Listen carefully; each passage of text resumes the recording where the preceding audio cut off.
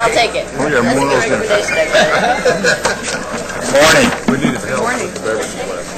I'd like to call this board meeting of April 29th officially to order, and I think that we've got full attendance at our board today with the exception of Dr. Phillips, who's ill, so we'll be missing one board member, and we wish her the best, but we welcome all of our institutions and also guests in the audience today, so thanks so much for being here. As we begin our meeting, I make my normal caveat that we're live via the internet, so I don't think I need to remind all of us of that, but and I always want to make sure I make a point of that.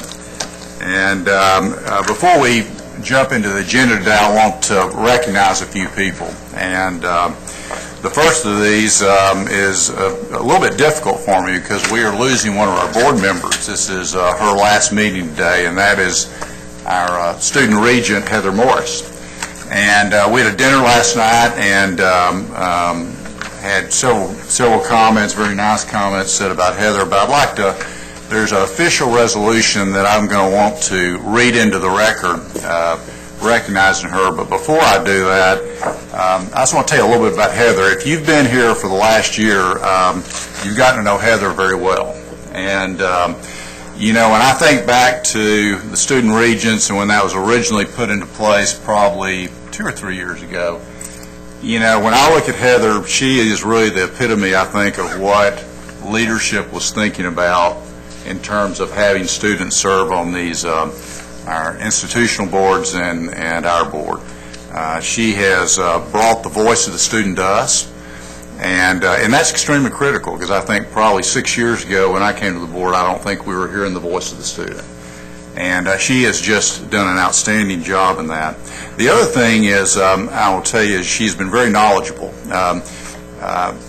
Many times, I can remember when I first came on this board 6 years ago, I don't think I asked a question for a year. I think I was afraid that I'd look silly or unknowledgeable. That has not been a problem for Heather. She has been very quick to ask questions, and Heather, your questions are always right on point. They're articulate, they're knowledgeable, they bring value to the table. And I can tell you, just going through our strategic planning session the last 4 months, she asked the tough questions from the student's perspective. So for that, I'm extremely grateful. And then I think the last characteristic, which is so important for a student regent, is passion. You can have all the knowledge you want, but if you don't have the passion about what we're doing and the passion what each of you are doing, and it being about the students, it doesn't matter. She brings that passion to the table. And so for that, I thank you. I've had the honor of serving with one other student regent. I won't do comparisons because he's probably listening on the internet. He was outstanding also, but you really have brought a new level to it, and for that we're deeply appreciative. And before I read this resolution officially into the record, I would like to just open the floors for any other comments that any other board members might like to make before I do that. All I can do is second what Whit has said. We were missing some of our board members in action at the dinner last night, so Whit and Dennis and I made up, and the number of toasts was still equivalent. So we filled in for you guys. But you know, you can sum it up by just saying, Heather, we're really going to miss you. You've been a great addition to this board, and we thank you for all the input you've had, particularly in our strategic planning process and developing the outlook towards closing the gaps and our longer-term vision beyond that. You've been a really key part of that. Thank you very much. Any other comments? I was not there last night. So, Heather, the gentlemen have already stated clearly the value that you brought to our board. But I think you also provided us many E.F. Hutton moments. When you spoke, we all listened very, very well because they were on point, filled with passion, something that we could learn from, and absolutely something we needed incorporated, whether it was in strategic planning or in some of our action items that we were taking. So as for me, I want to get your autograph because I know one day we're all going to say, girl, I knew that girl. When? And just don't forget us little people. Thank you for your service. Dr. Fredis. Well, some of you may know that Heather is a student at Texas Tech. She's finishing her program this summer, and Texas Tech is showing a great deal of wisdom by offering her a permanent job, and she'll begin that job this fall. Yeah, I started part-time and transitioned full-time when I graduated. She will be working full-time beginning in the fall in the research office, so she's going to stay in higher education. I predict a very bright future for her, and I'm sure she'll perform at the same level of excellence and the same degree of passion in this new job that she has, as she has in her studies and serving on this board. You've been extraordinary. Thank you. And we're going to let you make a couple of comments then. So, Ms. Pavich. Heather, it's been a pleasure to work with you. You really were an integral part of the formulation of our strategic plan. You asked terrific questions, and you represented the students' viewpoint very well. Not only that, but you're a delightful person. So congratulations, good luck to you. Thank you. And keep in touch. I will, absolutely. I want to make just a brief comment.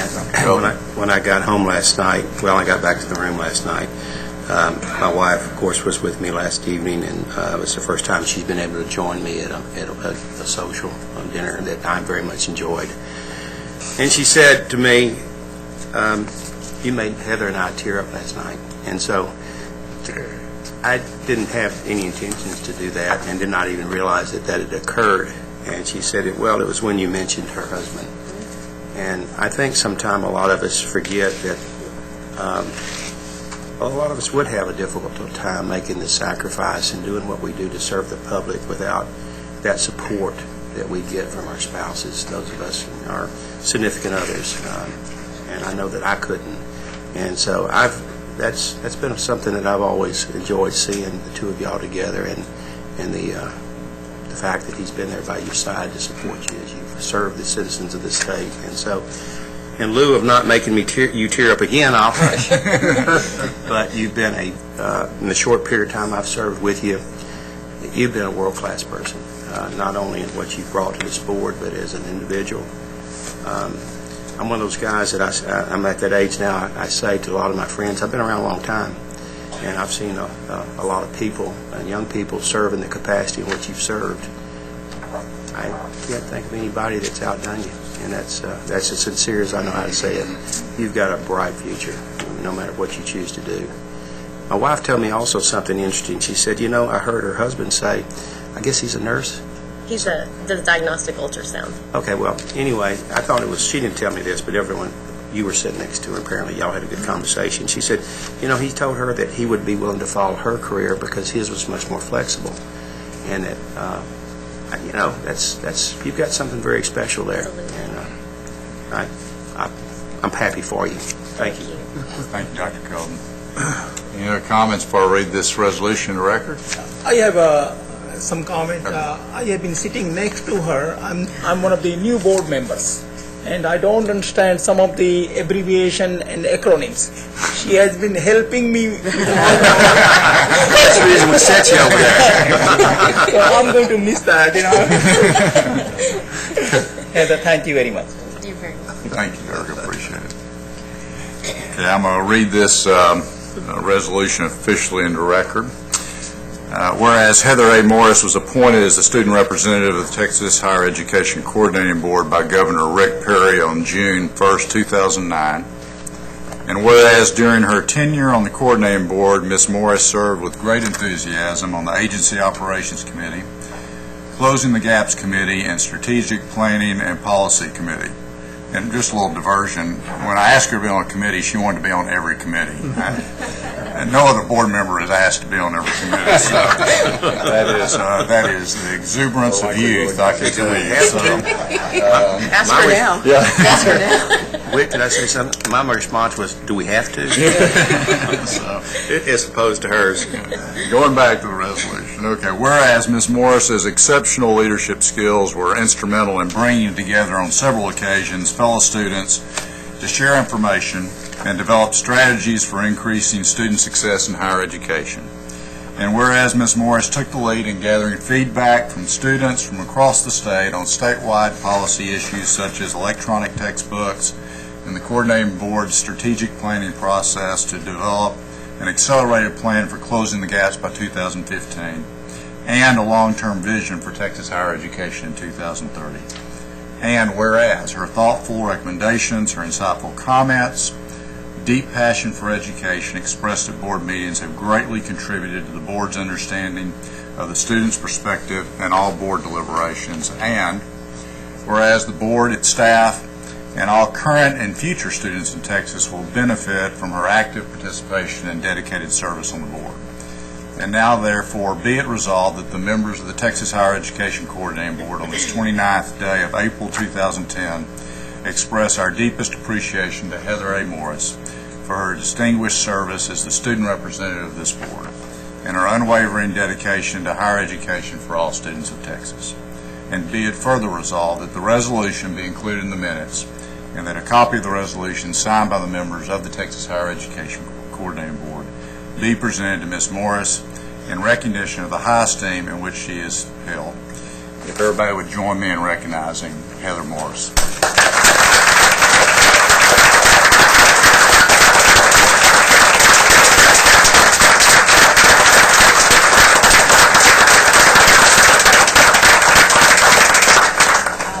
The floor is yours. Whew, I don't know how you follow that up. Let me start by saying I'll be smiling for a long, long time based on these comments. And I'm still trying not to tear up.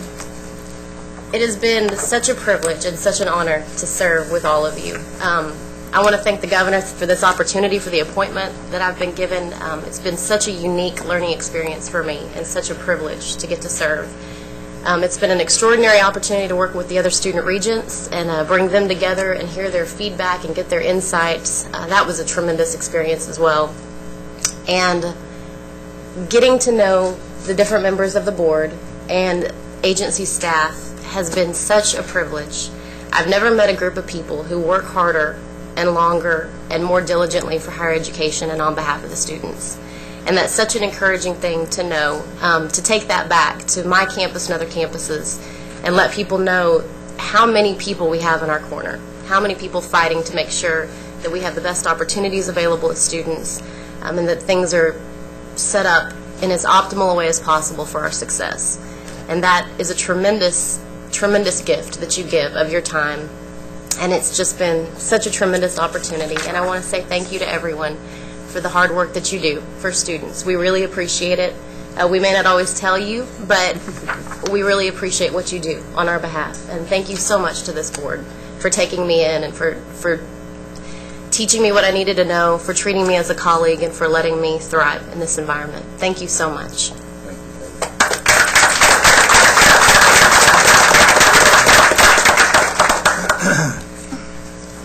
I have a couple other recognitions I'd like to make before we jump into the agenda.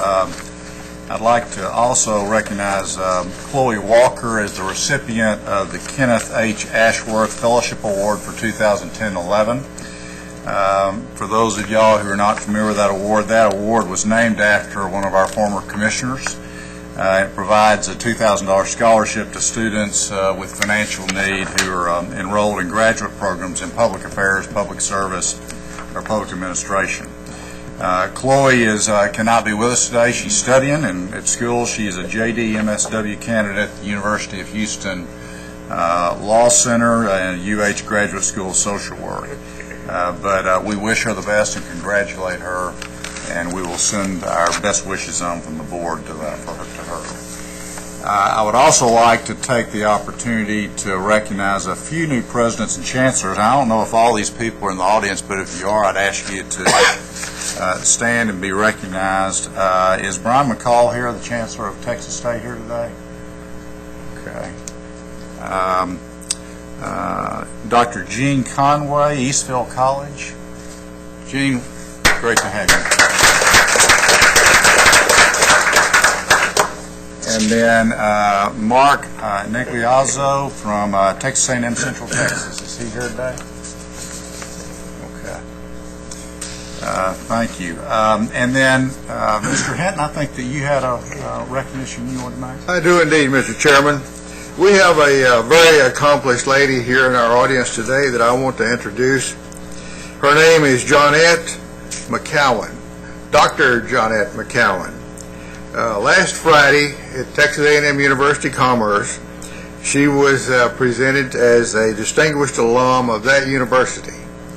And she has earned it rightly, and she is in rare company because of the 100,000+ graduates of that university.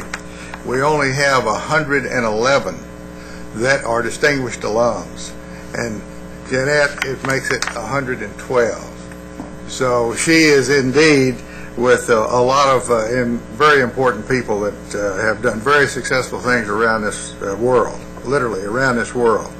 She is currently the president of McLennan County Community College, and she's doing an outstanding job there.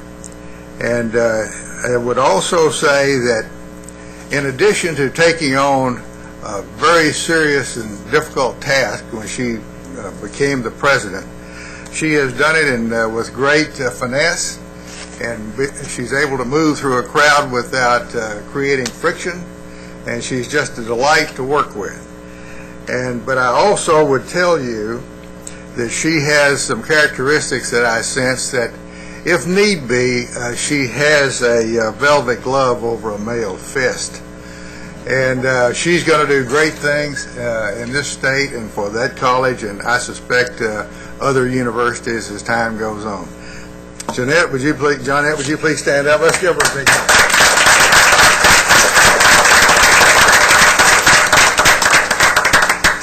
Thank you, Mr. Hinton. Just before I go, are there any new chancellors or presidents that I might have missed? I would hate to have skipped over anybody.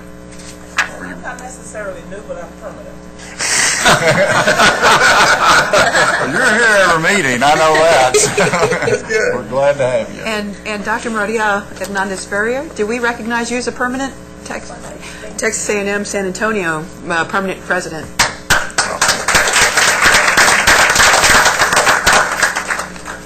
Great. Okay, I'm going to jump into the agenda now. Our first agenda item is approval of the minutes, and the minutes which are being considered today for consideration for approval are the January 27th Strategic Planning Board meeting, the January 28th board meeting, and also the February Strategic Planning Board meeting. Could I have a motion for approval of all three sets of those minutes? So moved. Mr. Heldenfels, can I have a second? Second. Mr. Wallace, any discussion? If not, all those in favor indicate by saying aye. Aye. Those opposed by the same sign. Motion passes. Thank you. The next agenda item is our consent calendar. As all of our board members as well as the audience is aware, we try to include those non-controversial items on our consent calendar. Normally these involve many of the rules, both proposals and adoptions, even though there will normally still be some on the agenda for our consideration. But of course, any board member has the option to add or delete from this consent calendar. Does any board member want to remove any of the items from the consent calendar? How about adding to the consent calendar? Okay, if not, could I have a motion to approve the consent calendar as presented? So moved. Mr. Hinton, second. Second. Second by Dr. Golden. Any discussion? There being no discussion, all those in favor indicate by saying aye. Aye. All those opposed by the same sign. Thank you. Our major policy discussion today is consideration of the Commissioner's recommendations on formula funding. And for the board, we had the opportunity to review these recommendations, our strategic planning committee, and then we asked for a little bit more work to be done, and Susan and her staff done some great work in getting us additional information in the interim. And in summary, the Commissioner is recommending funding 100% of student growth, and also aligning our base funding methodology and recommendations with the mission of our institutions, which we'll talk about as we get in the presentation. Before looking specifically at the three recommendations, we do have a panel of speakers here today. We have our very own Ms. Susan Brown, our Assistant Commissioner for Planning and Accountability, who has done yeoman work as usual on formula funding. I've said that for 6 years. She somehow takes what's very complicated and make it very simple for us. I don't know about and which is very difficult. And then also we have a outside guest today, Dr. Mary McKeon Moak with MGT of America. We welcome you today. MGT is a national public sector consulting company. It's my understanding that you bring 35 years of experience in looking at these kind of things. And so we're looking forward to hearing from you about what's going on nationally in this move. We've learned a lot about it as we've gone through this process, but we know you have consulted with legislatures and executive agencies and boards of trustees on formula funding before. So we welcome you today and welcome the perspective from a national standpoint you bring, and look forward to, after hearing your presentation, asking some questions. So welcome to both of you. Thank you, Mr. Chairman. I'm delighted to be here. Sometimes I don't speak directly into the mic, so if you can't hear me, raise your hand or yell. In my 30, I hate to admit, 5 years of looking at funding formulas and administering them, I have to say that the Texas funding formula has served as the model, or I should say the Texas funding formulas, for not only my work in assisting other states and around the U.S. in developing, but as I served as a staff member for boards of regents and coordinating boards, we looked to the Texas formulas because they embodied all of those great principles and characteristics that one looks for when one is developing a funding formula that will treat institutions equitably and provide the needed resources. You have the advantage in Texas, not only have you a long experience, over 60 years of using funding formulas, you were the first, but you also have developed a wonderful database, and you have an excellent strategic plan, and you have great buy-in across the state for the Closing the Gaps instrument, and your work to bring as many Texas citizens as possible to achieving their success goals in higher education is commendable.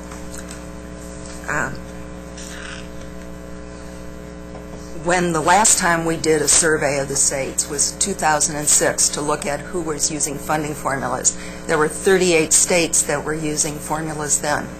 That was the most number of states that had been using formulas in all the years that I had looked at funding formulas. A great number of those were based on your formula and were based on your data. Your data systems have been very critical in providing you with the information to make very good choices about how to distribute the resources to the institutions.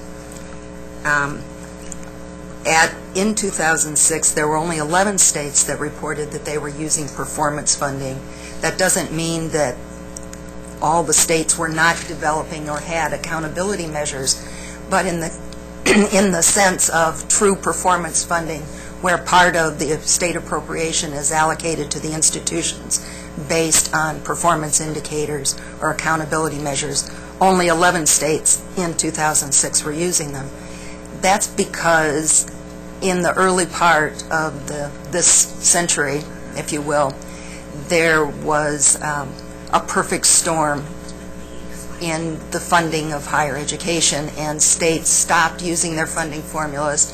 And even though there were many states that had been using funding, performance funding, at some point in the resource allocation process, they stopped doing that. Well, then we had this wonderful economic recession, and that certainly changed the landscape on the use of formulas. Texas has been very fortunate in that institutions of higher education up until this year have been spared the gigantic cuts that many states have had to face. For example, in Nevada and Arizona, there are institutions who have lost 33% of their state appropriation.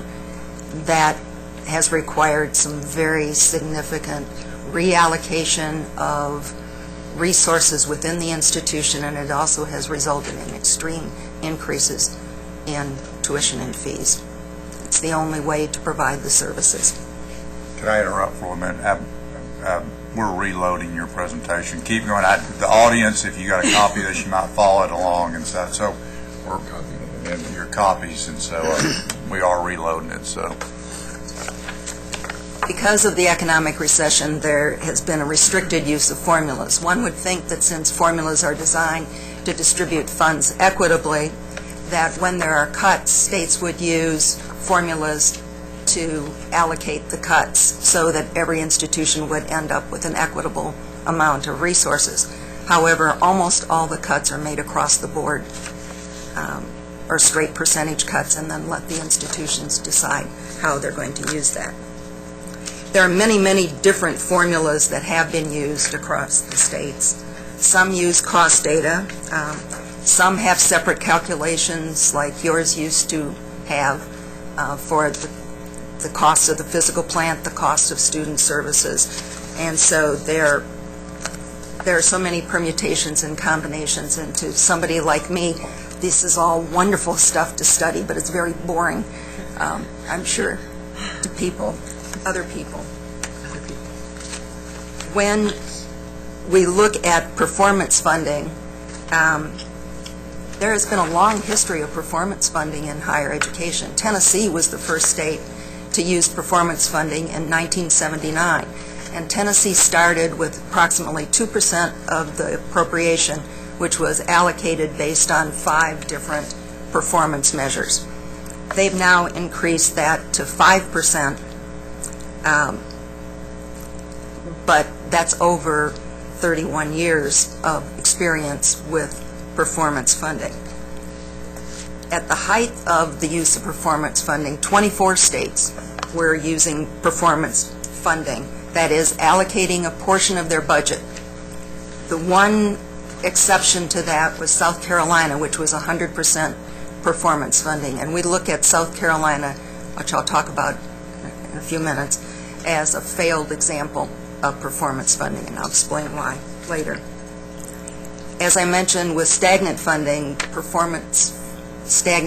for higher education, the use of performance funding declined because institutions were having to deal with declines, hopefully not in the quality, but they were having to reallocate resources, and they were making the arguments to the legislature and to their boards that you can't hold me accountable for achieving these goals when you've cut my funding. I'm not saying that that's a legitimate argument. I'm merely saying that that's an argument that was used by many institutions. States like Missouri and Arkansas had very excellent performance funding systems. They had excellent metrics. They had measures that were attributable or used only for one university, so that it recognized the individual missions of the universities and the colleges. However, when the budgets became stagnant, Missouri and Arkansas dropped their whole performance funding system to support their base budgets.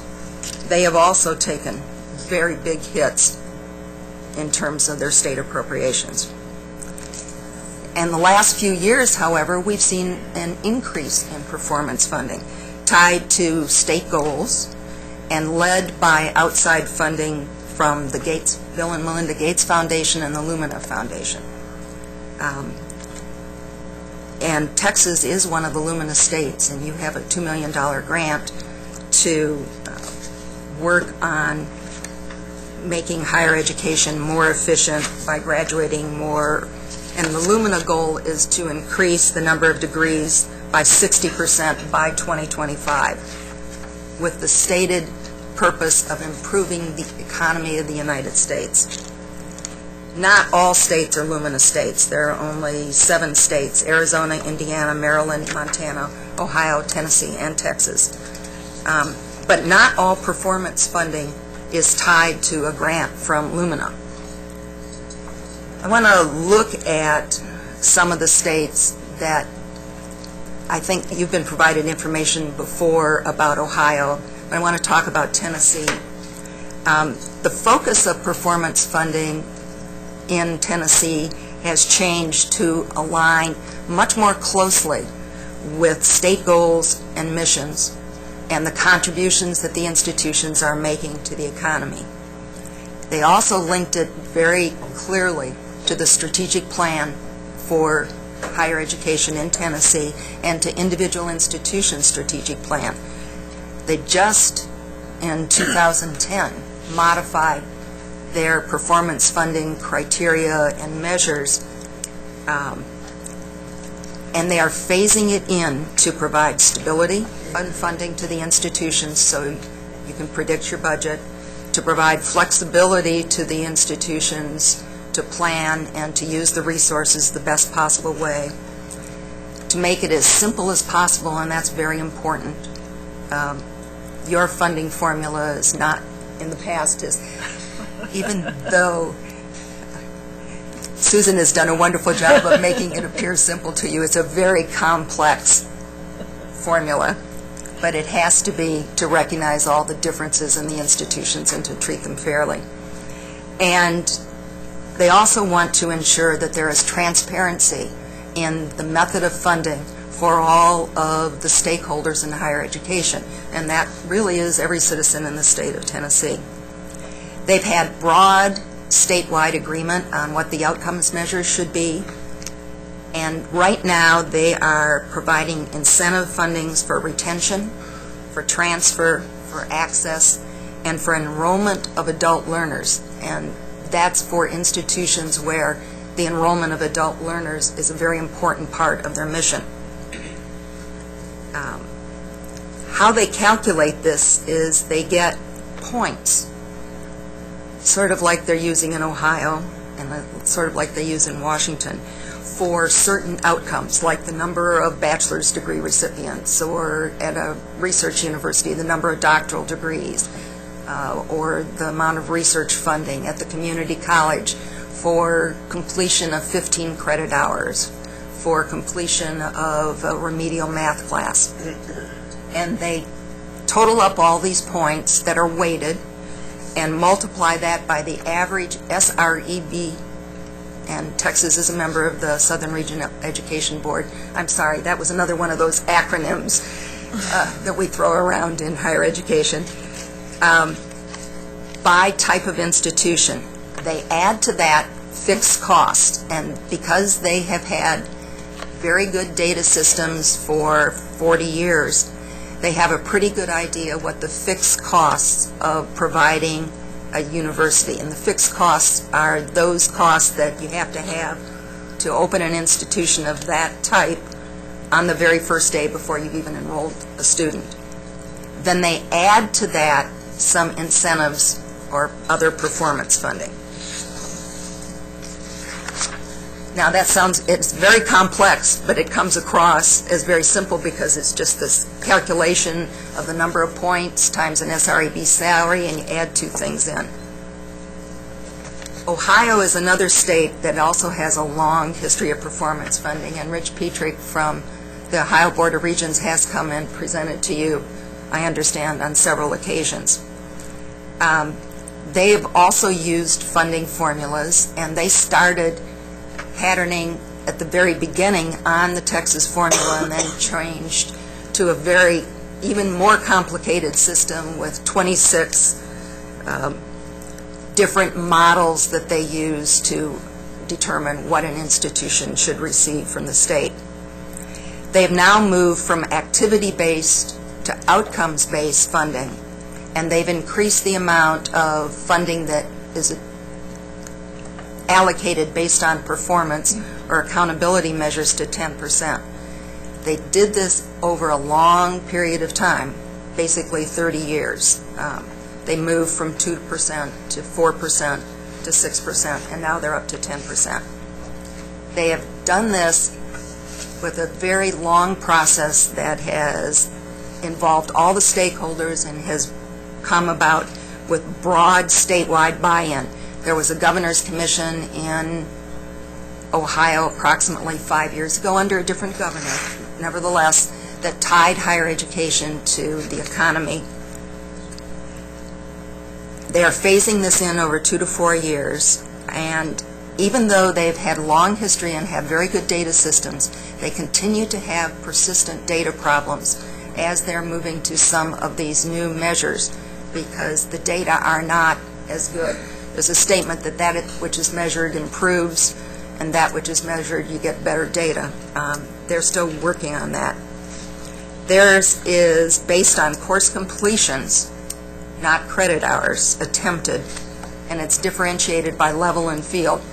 Right now, your formula is based on credit hours attempted, and my understanding is you're going to move, or before this board is a decision to move to course completions. You're fortunate that you have the data to do that. Not all states who want to move to course completions as a measure of student success have the data available to allow them to do that. This is a very big move.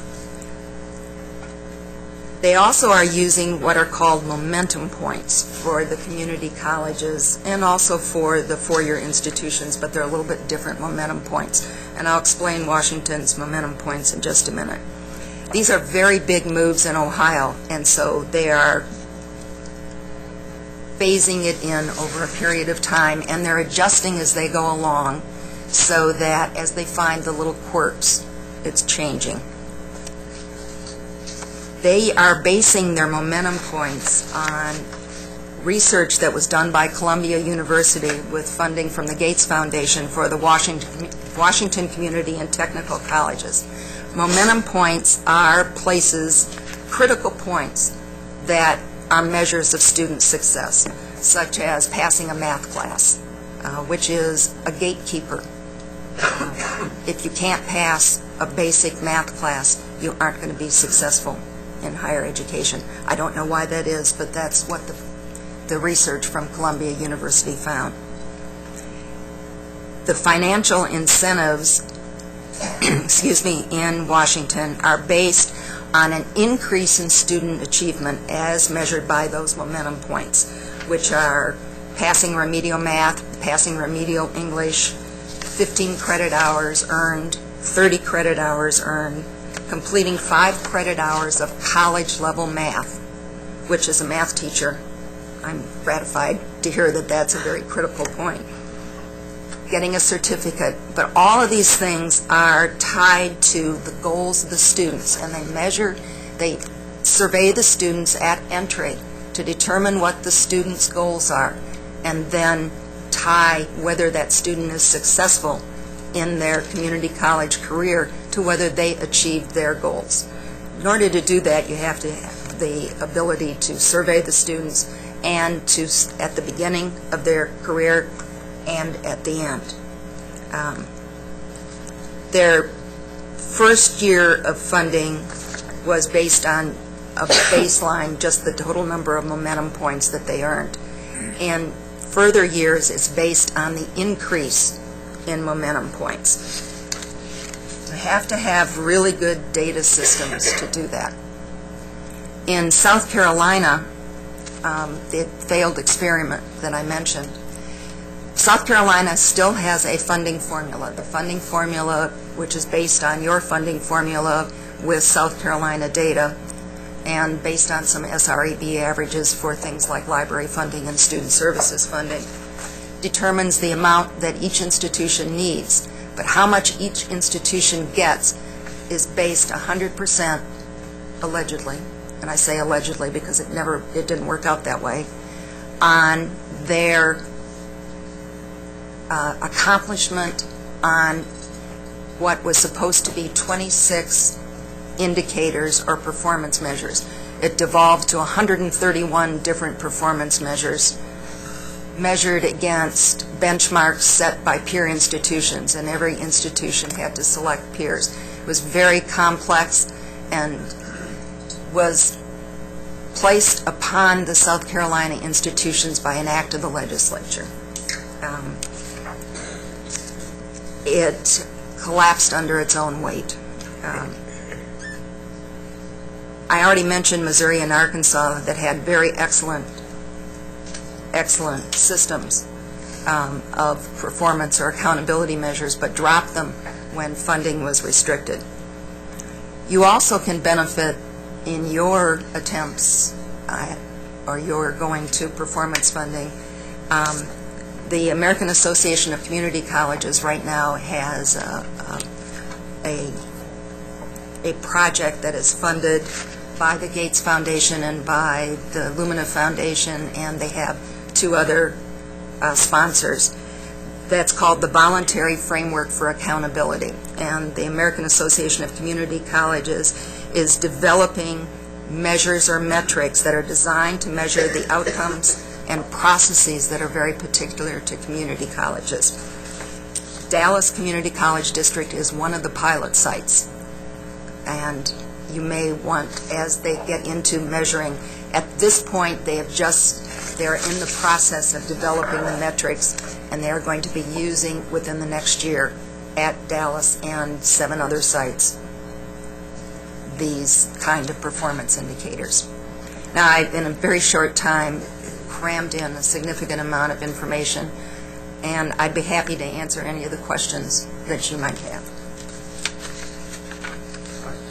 Thank you very much. Questions, Dr. Hilton? I have a question. What I'm getting from your presentation today is a lot of what we've already been supplied with, but you've also enlightened me with some additional information that I hadn't really picked up, I guess, in some of the information I've looked at, and it may be here and I just haven't seen it. But you're emphasizing to me I keep hearing this phrase, phase in, phase in, phase in. And it makes me a little bit concerned that, and I for one do support performance-based funding. I think we need to, and the accountability measures that go with it.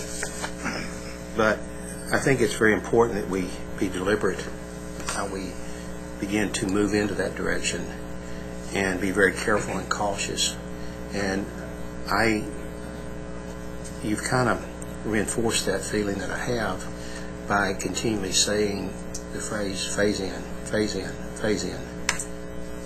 And because whatever direction we go, and I think it's inevitable that we see the handwriting on the wall, and this is the direction that we're going in, not only this board, but the legislature is going to probably impose this on us even if we don't want to go this direction.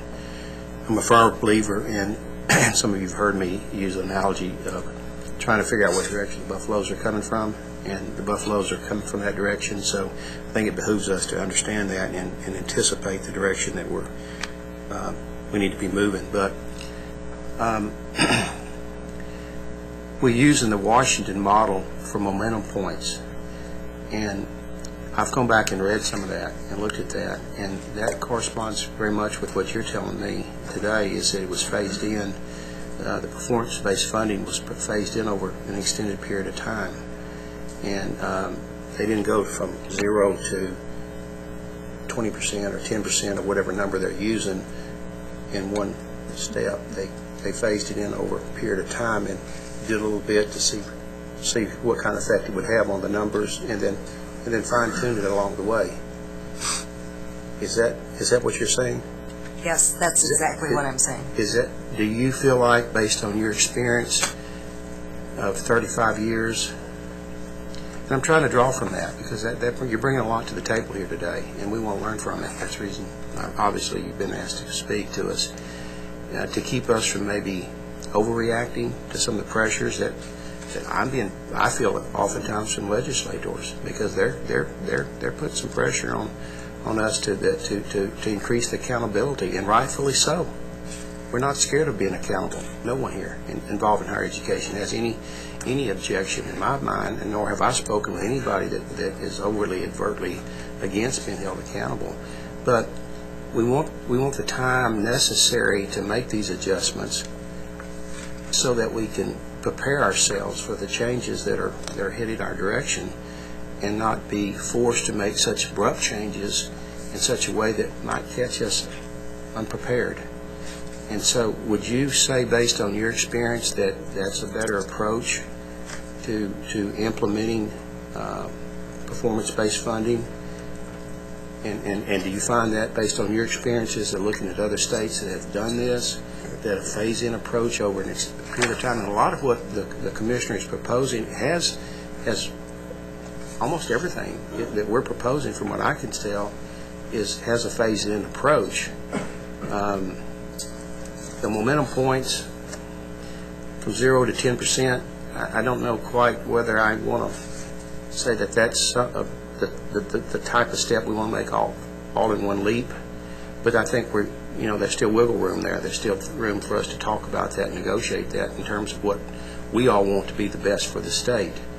But I'm not trying to put you on the spot without asking or doing that, but I would like to hear, your 35 years experience of having a much better understanding of how this has been implemented in states across this country, and what, in your opinion, works the best. I've experienced this both as at the statewide level, at the board level, where I had to be responsible for the administration of the program, and at the institution level. At the institution level, your concern is that you have a predictable and relatively stable amount of funding. If you all of a sudden go to 10% when you haven't been allocating any resources based on performance, there is the possibility, unlikely, but there is the possibility that you could lose 10% of your funding. Very unlikely, but that makes it very difficult for institutions to plan. But there are ways that you can say you're going to go to 10%. You can put hold harmlesses in, so that, which is what Ohio is doing. And in the first year of implementation, they held everyone harmless at 99% of the prior year's allocation, adjusted for changes in the fact that Ohio is also going through some fiscal constraints. And in the second year, they're allowing a hold harmless to 98%. They haven't projected into the third year yet, but I would suspect that they will start phasing down the hold harmlesses so that you'll hold to 97%, 96%. In that way, institutional planners, institutional administrators can better plan and make effective use of the resources that they have. If we have enough history, apparently you're telling me that this is what they're in the process of doing now in that state, but do we have any history of that having been done long enough for us to make a judgment as to how effective that type of a phase-in program would be for Texas? Or is your experience that would be an effective way to phase this momentum point performance-based funding initiative into the state?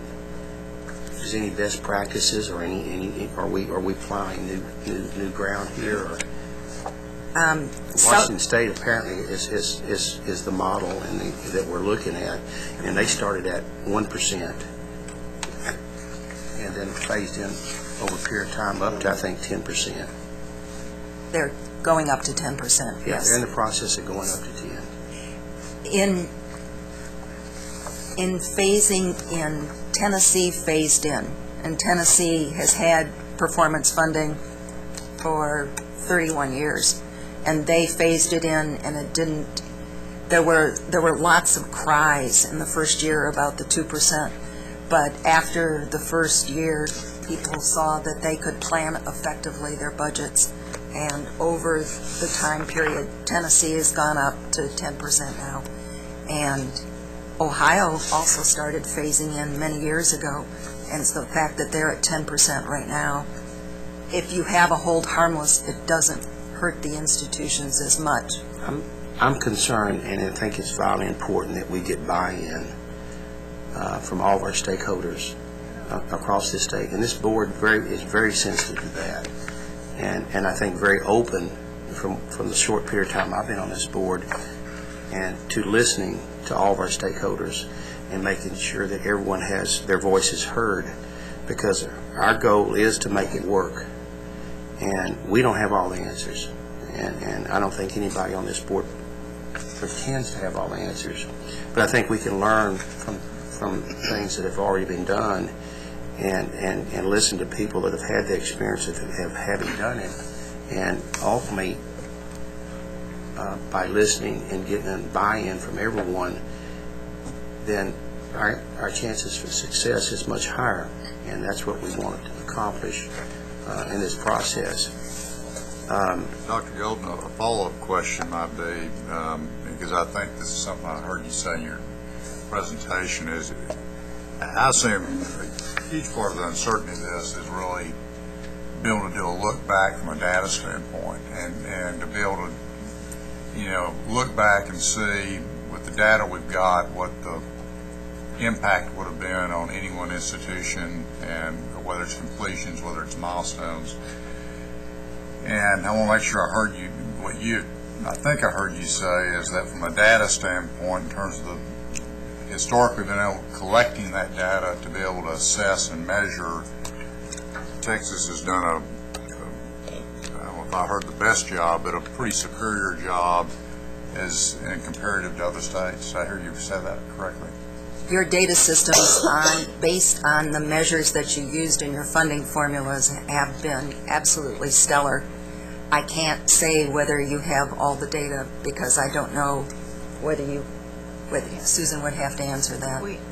The piece that we don't have, we will start collecting in the summer of 2011. Okay. And that's something we've already talked about briefly, and I'll mention.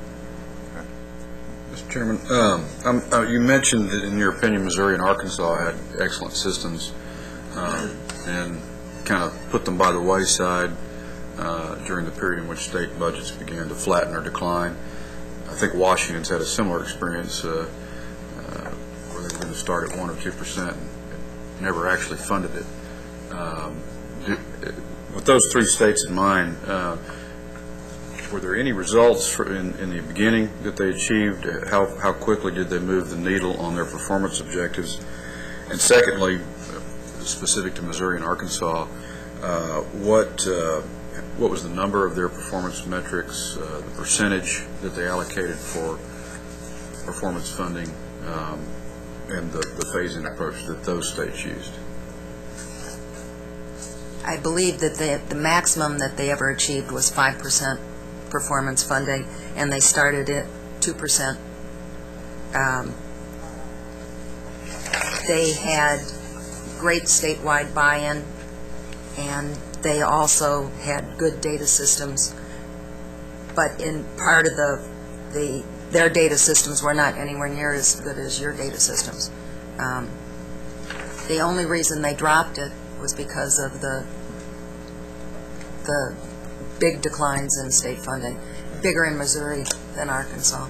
Were Missouri and Arkansas's fairly identical?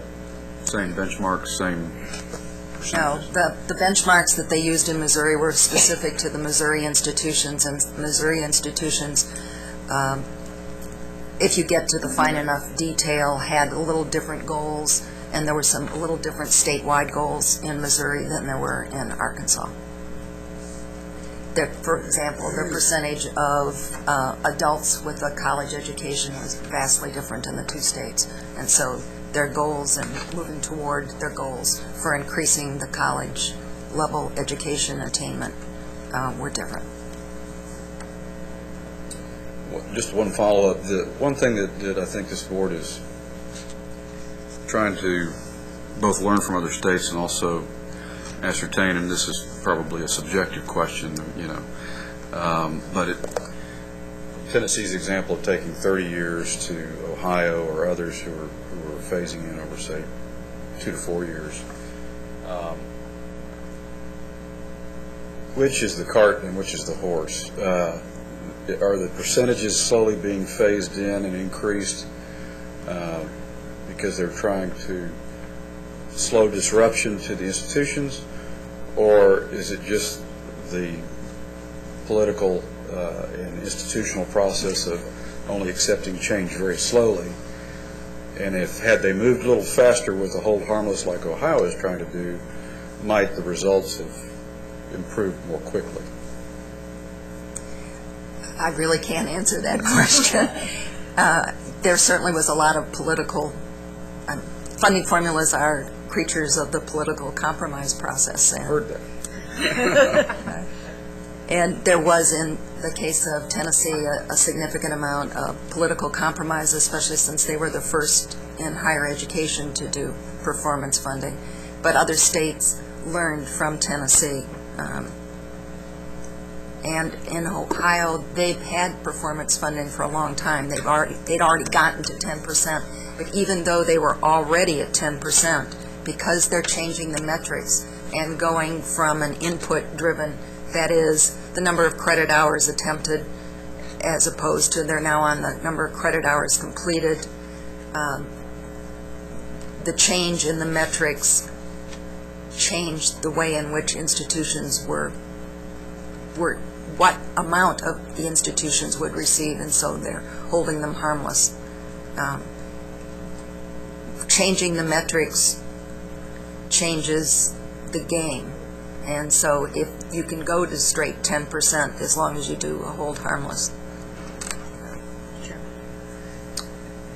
Along those lines, it sounds like one of the risk mitigation strategies that the board really needs to consider with respect to an institutional point of view is to, any changes, whether it's to metrics or to a phase-in, would to make sure that we are somehow looking at stability, predictability, and yes, transparency, balanced with some sort of hold harmless provision. Is that a good way to look at it in terms of a risk mitigation strategy? In any formula, I like to start with a set of guiding principles. And you've listed a whole set of guiding principles. And one of the guiding principles that we use when we help states with their formulas is the principle of balance. You have to have a balance between the objectives, because sometimes you have competing goals for what you're trying to do. You want it to be simple and transparent. At the same time, you want it to be tied to the missions of the institutions and to recognize the differences. Well, when you recognize the differences among the institutions, you increase the level of complexity, so that conflicts with simplicity. So you want to have a balance. And it conflicts a little bit with transparency, because trying to explain to the legislature your funding formulas is, or to any legislature, not just Texas, the funding formulas in a state, whether they be K-12 funding formulas or higher education, they're very complex, and you try to make them as simple as possible. But it's important that they have transparency and a balance between simplicity and relationship to the missions and to statewide goals. But ultimately, the safety net is hold harmless. That's one safety net. I don't have another one right now, but... Okay. Thank you. Thank you, Ms. Mendoza. Other questions before Susan makes her presentation? Thanks so much. Susan? And I will try and make this as simple as possible, but no guarantees. We're going to start by, I'm going to start by reminding y'all that the appropriations are made directly to the institutions, and that the formulas are an allocation process. They do not set the budget for the institutions. That is done by the legislature. This board provides input and recommendations, and that's what we're asking y'all to vote on today. Those are the recommendations. The institutions, through their regents and trustees, also provide recommendations through their LAR process. So all of that goes in, and then the legislature sets the amount. The formulas allocate, and the idea of the formulas is to equitably allocate what is appropriated by the legislature. Not all the funds that the institutions have goes through the appropriations process. Designated tuition does not go through the appropriations process. Research, indirect costs, some of the fees, any of the auxiliary, none of that goes through the appropriations process. It's different. We do get, through the appropriations, the formulas, special items, the HEAF funds, research development funds, statutory tuition for the universities, statutory tuitions and mandatory fees, some of the mandatory fees. And we're not going to get into that because that really gets away from the simplistic. But that gets pulled out of the formulas and reduces the amount of GR, which is general revenue, that the institutions get. That and the board authorized tuition, some of it. The community colleges also have their local tax base that does not go through the formulas. Their tuition and fees, none of the tuition and fees for the community colleges go through the formulas. Those are, or the appropriations process at all. Research, indirect costs, that sort of thing for universities and for the health-related institutions does not go through the process. And again, next slide. I'm going to stress over and over, it's an allocation process. It equitably allocates. However, once they get that allocation, institutions can spend the money however they want. There are two exceptions. If they have debt service to pay for a tuition revenue bond, that money has to go to pay for the debt service. And they also have employee benefit money, and that has to go to pay for their employee benefits. So those are the only two exceptions. Now, each sector in Texas has a different basis. Community colleges get funded on their contact hours. All the two-year colleges get funded on contact hours. The universities get funded on semester credit hours, and the health-related institutions get funded on an FTSE, full-time student equivalent. This slide shows you the timeline. We're into the April, so past the first two boxes, and we're into April, and this is when y'all vote on your recommendations to the legislature. That goes to the legislature, no governor's office, LBB, no later than June 1. Then the official base year begins, and the base year is the period of which we start measuring contact hours or semester credit hours, which is actually... Susan, excuse me, would you explain the difference between contact hours and semester credit hours? Okay, certainly. Semester credit hours you're probably all familiar with. You take an English class and you have a 3 semester credit hour English class. You've talked about in the past the 120-hour rule. That's 120 semester credit. I'm going to get mixed up here. Semester credit hours to receive a degree. That's one of the rules that was set by the legislature. A contact hour is for each hour that a class meets. So in general, just as a rule of thumb, a 3 semester credit hour class will meet for 48 contact hours. It's usually, if you take a general semester, a fall semester, you've got 16 weeks, they're going to meet 3 times a week, so you've got 48 contact hours. So that's where you get differences. So you'll look, if you see the rates for a community college, you'll see a dollar rate, say $4.21, and that's per contact hours. So that would, for a class, that would be 48 times $4.21. That would be the funding for full formula funding. For a university, you get 3 contact hours. Okay, this is where we get into the complicated part. Then you go into a weighted matrix, depending on the level and the discipline of that course, and you get that weight times a base rate. This time it was $62.19 per weighted semester credit hour. So the funding is very different. For the health-related institutions, you have the full-time student equivalent. For a undergraduate student, it takes 30 semester credit hours for one full-time student. For a master's, it's 24. For a doctoral, it's 18.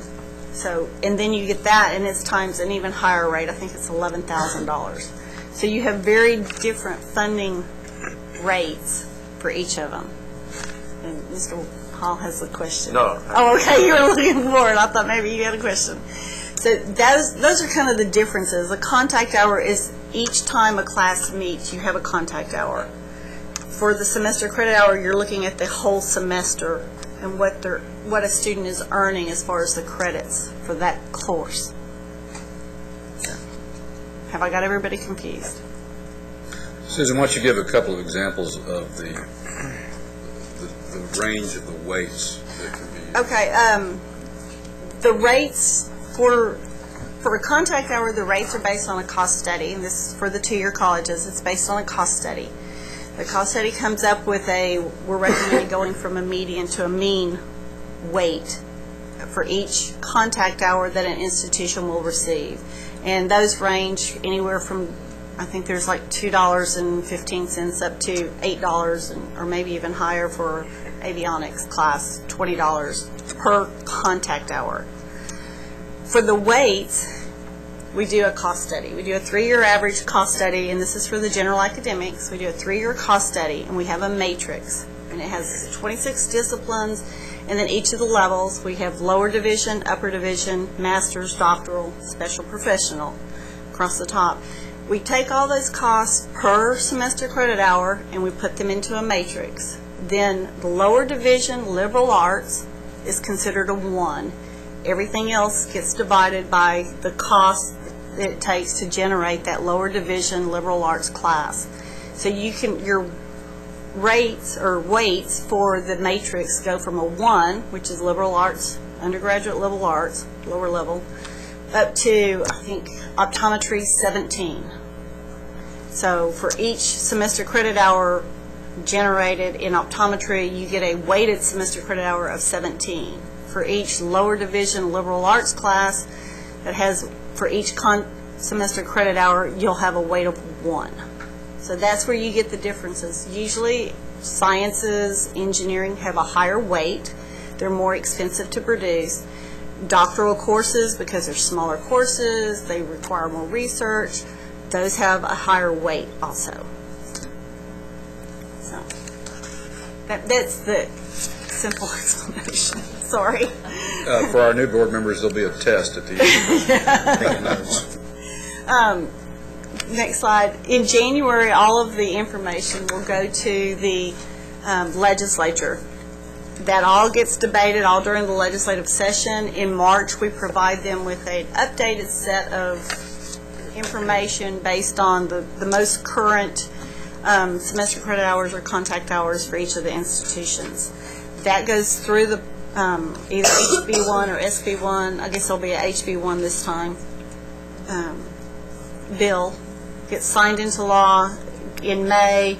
In June, the governor has to make final vetoes, that sort of thing. So that is when we will finally know what the funding will be for the next biennium. Okay, now we're going to get into a little bit of an overview of the actual formulas themselves. Go ahead. The recommendations that you're seeing this time are based on some very general principles. Number 1 is to focus on the students. We want to make sure that even though we're having some economic times, and not, as you heard earlier from Dr. Moak, not as hard as many states, thank goodness, but we're having some things. We want to make sure that the institutions keep the focus on the student success. And this has been said, in Closing the Gaps in 2000, it's not enough to admit the students. We have to help them succeed. So this is just taking that and applying that principle that we've had in Closing the Gaps into the formulas. Business as usual is not an option.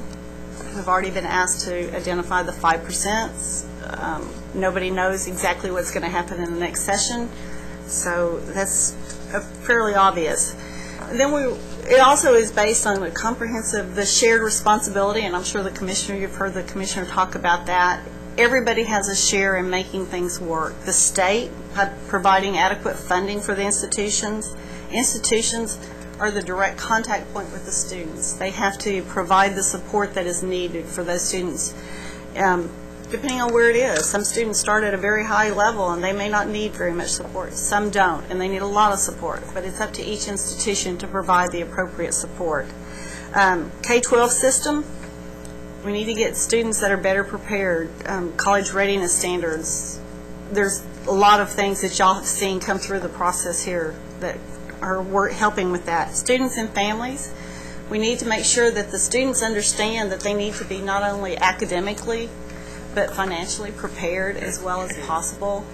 Financial aid has been a number 1 item for this board, to be able to provide those students with the financial aid necessary, and making sure that the students know that they need to also be academically prepared. They have to do their part. They have to study. The community, we're trying to foster through the campaign, through a lot of different processes, P16 councils, to get that college-going culture, so that students who in prior years may not have even thought they could go to college have that expectation of going to college. So that that is all kind of into this process and needs to be understood. The principle that these recommendations have also includes aligning this is how these recommendations feed into that, is aligning the formula to the mission of the institutions. Focus on the success, and provide the performance funding to recognize those that are doing well, meeting student success, and then to fund 100% of growth. And that is the recommendation. At this point, the legislature has actually been fairly good in Texas about funding growth. Maybe not funding overgrowth, maybe not funding as much as we would like, but at least keeping up with the growth. And that is what we're asking them to do, even though you will see some very large numbers in here as far as how much we're recommending be funded. That's funding growth at this time, because we've had from fall 09 to, or fall 08 to fall 09, we increased by 102,000 students. There has been a large amount of growth in Texas. This is the general academics. You'll see a drop in 03 and 04 for the general academics, and this is based on a full-time equivalent student. And looking at that, that was when we had a last economic kind of downturn in Texas. The funding got cut for all institutions, similar to the 5%, except back then it was actually 14%. Everybody had to take a cut. We've never quite recovered from that, but we've at least held steady. Okay, now we're going to get into the formulas. Currently, the formulas for the community college include one formula. It's the instruction and administration. It covers all the instructions. Academic, technical programs, it's funded 26 different disciplines based on the cost study. So instead of a matrix, once again, you have a weight, a cost study rate for each contact hour that is generated. And that's the current model. The Lamar and technical colleges, even though they are two-year colleges, they don't have a local tax base. They are state colleges. So they have one formula, which mirrors the community college formula for their instruction and administration costs. And then they use the university's infrastructure formula, and they get funded on their infrastructure since they do not have a local tax base. They also have a small institution supplement for that infrastructure cost, which is half the rate of the infrastructure cost for the general academics. What we're recommending is that instead of having one formula for the instruction and administration part for the community colleges, is that we move to actually having two formula models. 10% based on the momentum points and 90% based on attempted contact hours. The recommendation continues with, again, growth. Fund the growth. So it would be the 2010-11 biennium amount plus the growth. Continue a 10% rate on those critical fields. That's nursing, the technical fields, math, the sciences.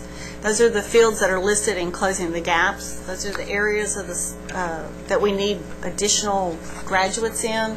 So it's a kind of an incentive to get more students into those areas to help them.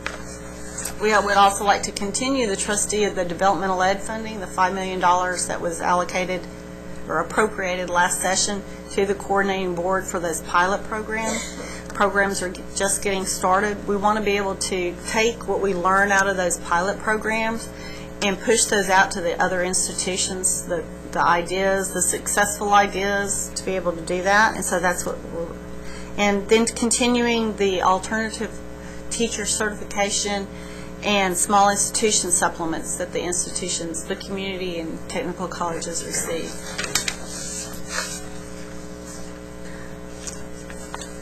And this is where I'm going to remind you again that this is an allocation process. You'll get very sick of those words. But if you don't learn anything else, that's what I want you to remember, is it's an allocation. Even if we continue to fund on 100% attempted hours, like we currently do for the community colleges and the technical colleges, there are winners and losers. That's a very important concept. These are just some examples. It shows the comparison between 100% attempted hours and 90% attempted, 10% momentum points. And these are the differences. If you look at it, and this is the 19.4% you see at the top, that is the amount of growth the community colleges have had. Going from the last base year to this coming up base year, it will be 19.4%. So it's a large number. But if you look down at the bottom, if you stay at 100% attempted, we'll need hold harmless, as we talked about earlier, to keep everybody at the same level of $1.1 million. If we go to the 90% attempted, 10% momentum points, you need $638,000. There is a difference. It is more outcomes-based. Some of those institutions whose enrollment is not going up as fast have actually been doing very well on their momentum points. So they're kind of making up some of that difference. You have different institutions. So in the 100% attempted, institution A is only getting 18%. From the 19% growth, they're getting 18%. But if you go to the momentum points, they're getting 24%. On the other hand, you have institution B that goes from almost 20% down to 16.4%. There's winners and losers any way you do it. It is an allocation. Even with no change. Even with no change, it is an allocation. You have winners and losers no matter what. Go ahead. But the bottom line point here to the state as a whole is the net cost of the hold harmless actually decreases with the introduction and recognition of momentum. Correct. And this is based on getting the 19.4% increase, which is the growth, funding growth.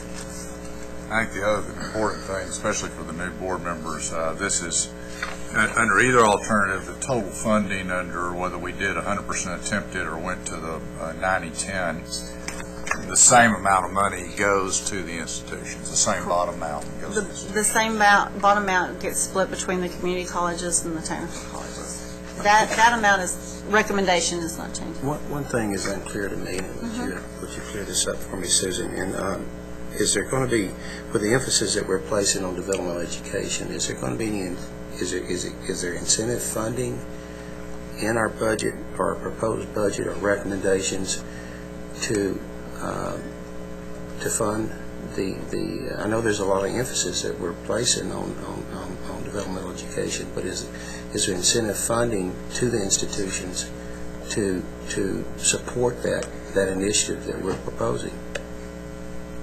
Currently, developmental ed gets funded just like any other course, any other developmental ed. They get funded on the contact hours. The $5 million that was appropriated last session is going to some pilot projects, and I don't know if they've been named or not. Some of the institutions for a pilot project. What we are recommending is that we receive another $5 million to take lessons learned from those pilot projects and get that spread out to the institutions. Now, as far as in the momentum points, there is one of the momentum points is getting the students through developmental ed. You receive a momentum point. And I will tell you that for the momentum points, we're going to have a meeting on May 4th with the Community College Association, some of the presidents, faculty member. There's going to be a representative from TSTC and from the Lamar State Colleges all come to the offices to talk about the momentum points. Are they the right momentum points? Some of the calculations, how maybe they should be done, and to talk about all of that. What I want to make sure that we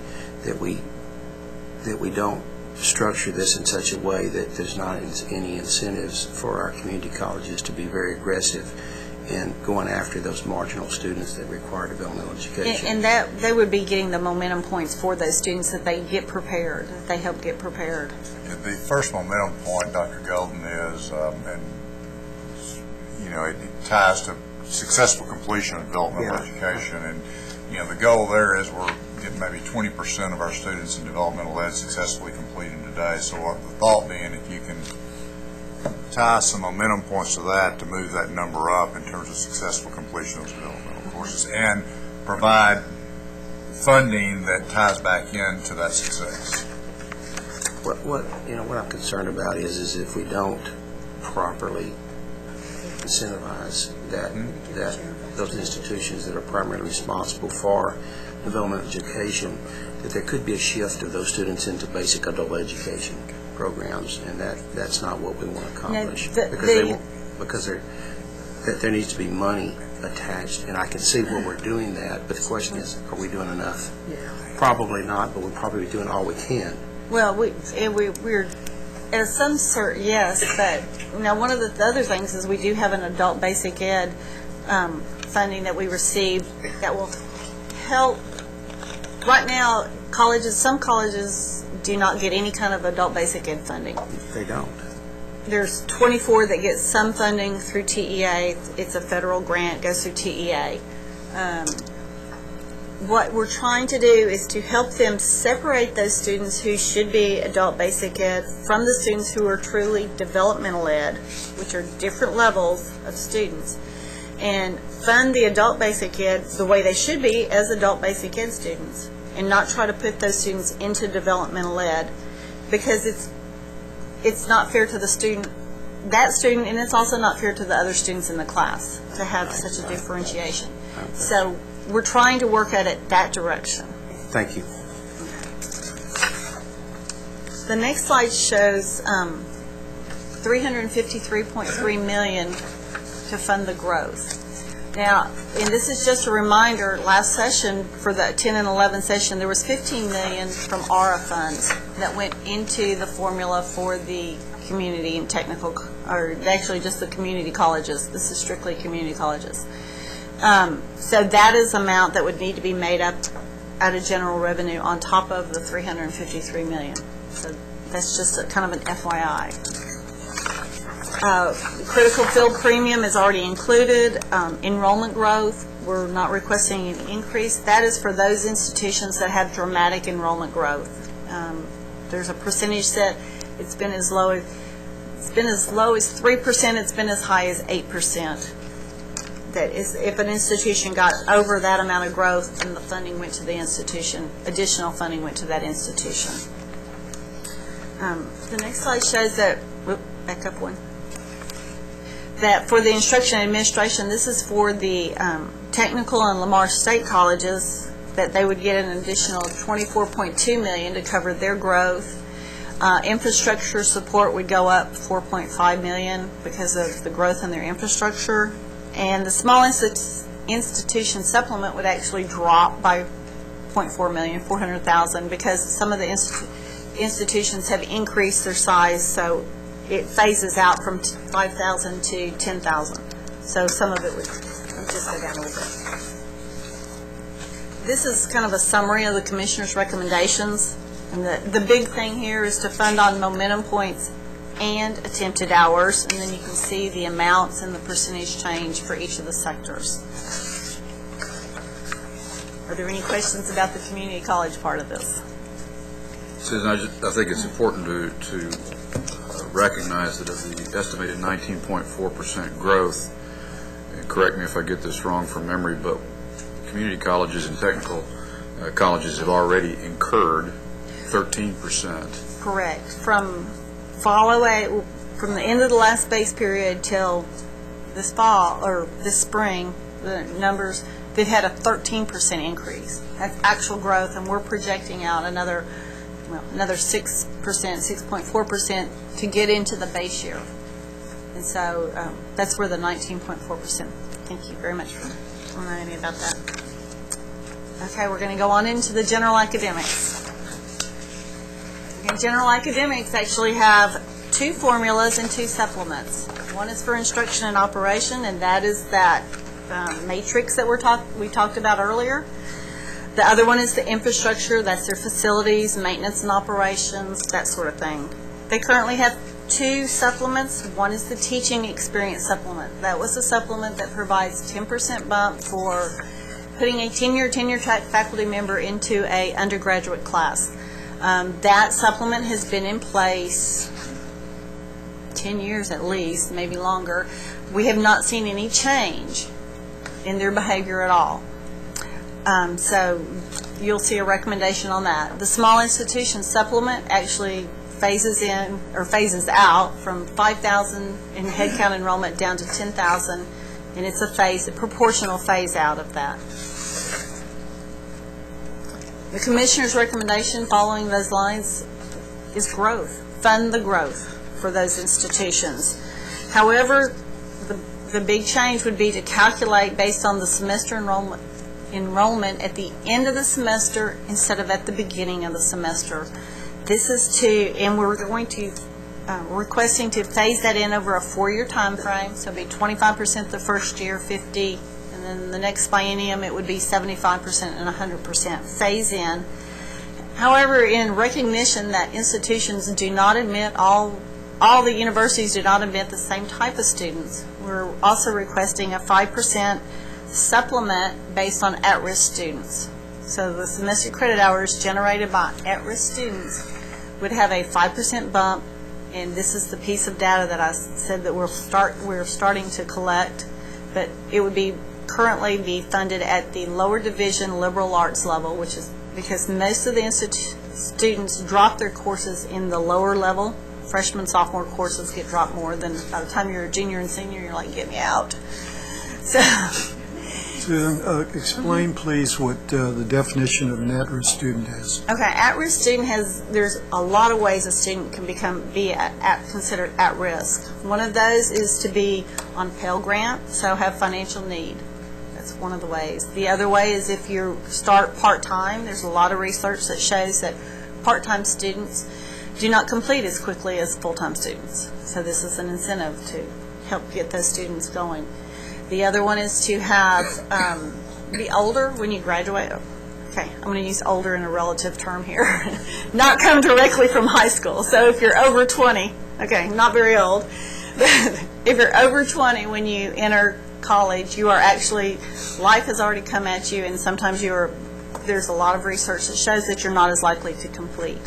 And so that, to us, says that the institution needs to provide additional services to those students. Another one is to have below average SAT or ACT scores.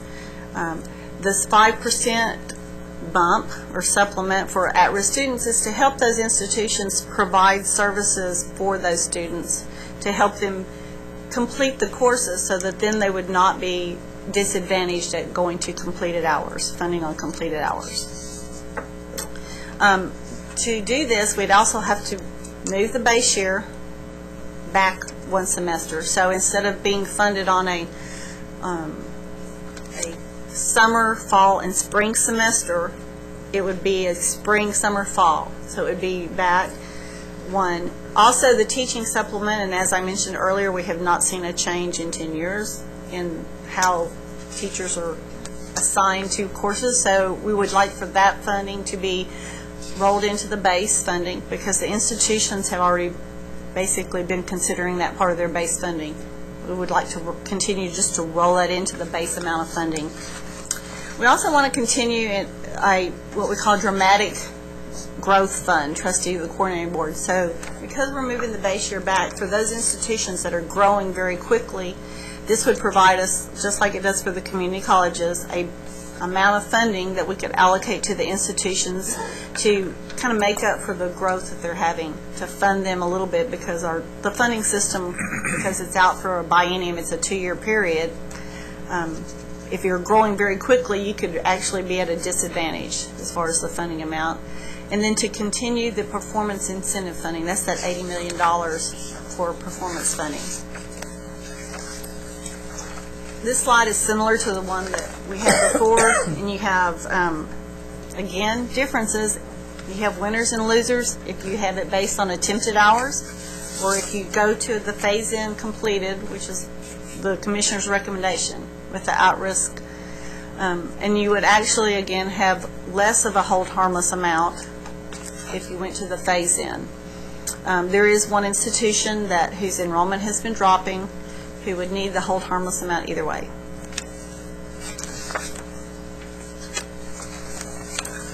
This is just to illustrate that, as we talk about the formulas and the change to the formulas, this shows you that even though institutions, and I know everybody's aware that there's vast differences in institutions. UT Austin, their budget for '09 was $2 billion. It's hard to say that one. $2 billion, whereas A&M Texarkana was 28.6. If you look at the state portion paid to UT Austin, it was only 27%. Now, included in that is their auxiliary, their research, all of that. So they have a lot more funding that way. Texarkana is 71% of their funding comes from the state. So any of these changes affect institutions differently. And that's something that you need to be aware of. That's why we are recommending, as Dr. Moog talked about, we are recommending the hold harmless as part of the recommendation so that none of the institutions are harmed. The growth with the at-risk supplement is $196.7 million. The universities were funded $81 million of their formula from the 10 and 11 came through ARA funds. So that's something you need to remember. Infrastructure, there's been some growth. The small institution supplement, we have 3 new colleges. We have UNT Dallas, A&M San Antonio, and A&M Killeen. So we have 3 new small institutions that get the small institution supplement. So some of our institutions grew, so their amount of funding went down. You started 3 new campuses, so the small institution supplement is actually going up some. Performance funding, that was entirely funded through the ARA funds passed by A&M. And we're requesting that the dramatic enrollment growth remain the same. And here's a summary of that. So are there any questions about the general academics? Susan, could I ask the Commissioner just a comment? Again, I think this is a really important, Commissioner, for the new board members, but I go back to last session, and there are clear differences between recommendations we made as it related to completed hours versus what we're doing this time. And would you just comment on that as it relates specifically to mission specific and how our thoughts have changed since the last session? Well, we have the major change, of course, is that we've added the at-risk supplement. We spoke to representatives from a number of institutions who said that one of the unintended consequences would be that institutions, general academic institutions, would raise their admission standards to the point where they would only be enrolling those students who they felt had a strong likelihood of success. So this supplement is intended to mitigate that tendency. We want institutions to give students from all kinds of backgrounds and all kinds of educational, different circumstances of educational opportunity a chance. But we want to make sure that the institutions do whatever they can to help those students actually become successful. And so this supplement is intended to do that. We've also taken a look at the phase-in and what's the appropriate length of time. We also have taken into account what institutions have been doing over the past 4 or 5 years in terms of improving retention and completion, and we think that the model that we have now makes an awful lot of sense. I would also say that people have raised a question of why would you make such a change in a tough budgetary environment. Well, I would argue that this is the best time to do this because as institutions have to make tough choices about where to cut their budgets, the one thing we want them to preserve as strongly as they can are those programs that promote student success. Commissioner, would you also comment on what I think has been a major change for community colleges, and that, last session we recommended completed hours for community colleges and technical institutes versus the change we've had in recognizing the mission and their open enrollment issues? Well, we recognize that community colleges have a very distinct mission compared to general academic institutions, and that the two The simple model of funding on completed versus attempted hours might not be the most appropriate, and so we looked at models around the country and came to conclude that the Washington model, in conception, not necessarily in execution, because it hasn't been executed to the extent that the state had hoped, made an awful lot of sense. It differentiates the ways in which community colleges perform and takes into account the heavy load of developmental education that community colleges have to accept. It takes into account the different retention rates that community colleges have, distinct from general academic institutions, and it takes into account that success is defined differently. Universities, of course, have one particular metric for defining success, the completion of a baccalaureate, whereas community colleges have three significant metrics: transfer to a university, the completion of an associate's degree, and the completion of some sort of certificate. So the momentum point model takes all of those different factors into account. Thank you, Commissioner. Okay, we will go ahead and move on to the health-related institutions. Health-related institutions actually have 5 different formulas. The first one is instruction and operation. The second is their infrastructure. They actually get funded on research, and this is, in some ways, can be considered an incentive program because the research formula, and as you'll see a little bit later, actually is based on the amount of research that they produce, or that they have in their institution. They also get funded for their graduate medical education. And then we have 2 interesting institutions in Texas. We have MD Anderson, who has not quite 100 students. And then we have UT Health Center Tyler that doesn't have any students. So there's what we call mission-specific funding for those 2 institutions. This is an example because a medical student and dental student get funded at higher rates.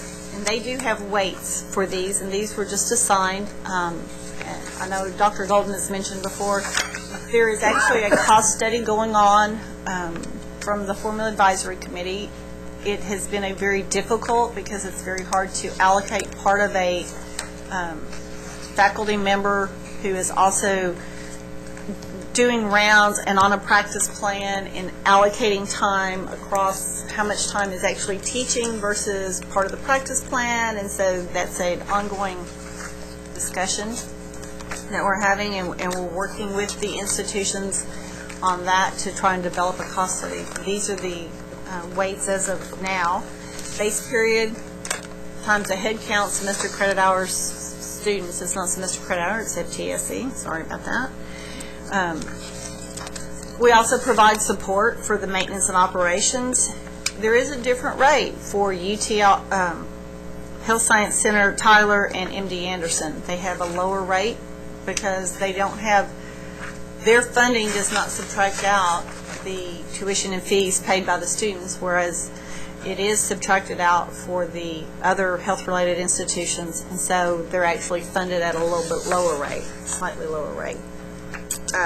The research enhancement formula for the health-related institutions has a base funding of $1.4 million, which has not changed since 2001, plus, and this is the current percentage of the 1.48% of the research that they actually conduct.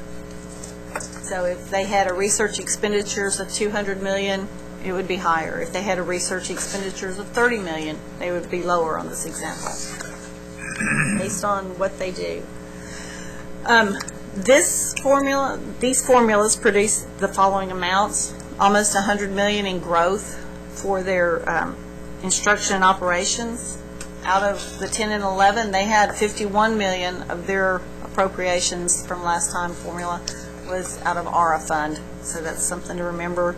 These are growth in infrastructure, research, and mission specific. And that mission specific for UT Health Science Center Tyler is based on respiratory cases that are treated in Texas. For MD Anderson, it's cancer treatments. At the very end, you'll see trustee funds, and that's the nursing shortage reduction program. We're not recommending an increase. It had a huge increase last biennium, up to $49.7 million in that program. We're not recommending another increase for the program. And that is not just for health-related institutions. That program actually supplies general academics, community colleges, private colleges, and universities. There's a couple of diploma schools and the health-related institutions. So that actually cuts across all the sectors. The recommendation is overall they'd be happy with a $151 million increase for the health-related institutions. And the next slide shows you the overall total. So it's overall total of $730 million. Now, one of the things we want to make sure that and stress is that this really does not fund the institutions any better than they're currently funded. This funds them at the same rate. This is strictly growth across all the sectors. That's the consistent. This funding recommendation, even though it's a large number, is the growth. Are there any questions about the health related? Warm out. Chairman. The staff spent an awful lot of time looking at these numbers. We recognize that $730 million in a difficult economic situation is an awful lot of money. It's an awful lot of money even in the best of times. We finally determined to recommend this funding level to the coordinating board because we believe that if you look at the enrollment growth in 2009, 102,000 new students in institutions of higher education in Texas, the largest enrollment growth ever recorded by the coordinating board. We see that enrollment growth as the foundation of the future of Texas. We see this enrollment growth as being an indication of things to come, of a shift in the pattern of college-going rates in the state of Texas. It will position this state to improve its economic competitiveness and to improve its quality of life. We also believe that the worst possible message to send to the young people of Texas in this economic environment is that you're coming to our community colleges or technical colleges in greater numbers, our universities in greater numbers, and we're going to cut funding. We feel that we have to demonstrate a very strong commitment to these young people and fund them at, once again, not at greater levels, but at the same levels. All we're recommending is funding the extraordinary growth and sending a message to students and institutions alike that we applaud the success they're having in making college and universities more accessible to young people. We've said over and over again to the board, and we've said to the legislature that we would not ask for more money unless we had strong indications that we would use the funding more effectively. And this significant increase in funding comes along with proposals that we believe would significantly improve the incentives to institutions to focus on the most important thing that they do, which is to help students succeed. And we believe that that we have plenty of evidence at the campus level, both within Texas and from around the country, to show that institutions that focus on student success above everything else can make some extraordinary strides in improving retention by taking relatively simple steps. So we believe that this is a tough funding recommendation and a tough time, but it goes to the very heart of what Texas needs to fund and support in order to not only maintain its position of economic leadership, but to improve it. And we think that this is a message that we should take aggressively to the legislature and political leadership of the state. Thank you very much. I think that sums it up very well. I encourage the board, before I place these motions on the table for a vote, while we have our experts up here, are there other questions or comments that any of our board members would have before I do that? Well, if not, I would like to I'd like to read through these three motions, and then we'll ask for votes on these. I will note at the front end, we still, it was noted earlier by Susan, that we still have some unresolved issues on the community colleges and the technical institutes. And that is related predominantly to the momentum point methodology. How do you phase that in, all those issues. And so we have scheduled that meeting to really have a one-on-one conversation with that leadership to make sure that we're listening and that we're responsive to that. So you're going to see our one recommendation on the community colleges and technical institutes structured a little bit differently. And I'm going to read these three recommendations in the record. The first of these is approval of the Commissioner's recommendations on formula funding for the general academic and health-related institutions. Number two is approval of the Commissioner's overall funding level for the community and technical colleges. And number three is approval of the Commissioner's recommendation to grant authority to the board chair and vice chair regarding the approval of momentum points so that the concerns raised by the community and technical colleges can be addressed. That's the three formal motions. Now, I do want to say on this third one,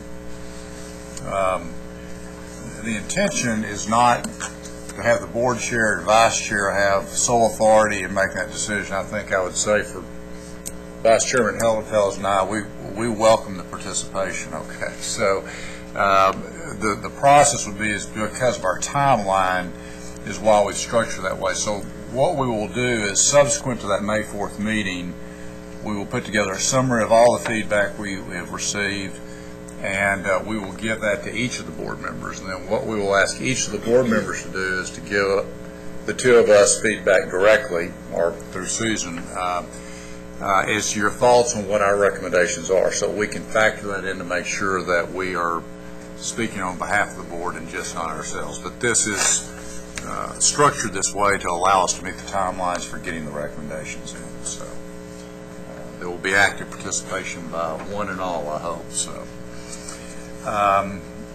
in light of that, could I have a motion to approve recommendation, a motion for recommendation number one? So moved. So moved by Dr. Golden. Could I have a second? Second. Second by Ms. Mendoza. Any further discussion? If not, could I have a motion to approve? All indicate by saying aye. Aye. Opposed by the same sign. Thank you. The motion passes. Could I have a motion to approve recommendation number two? So moved. So moved by Dr. Golden. Second. Second by Mr. Hall. Any other discussion?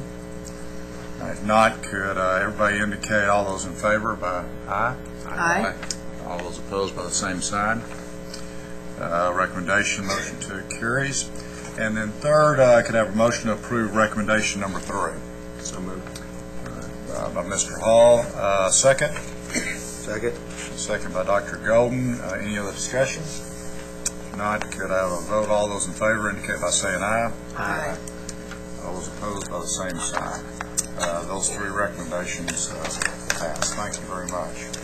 And thank you very much to our panel and for the hard work and the enlightenment you gave us today on what's going on around the country.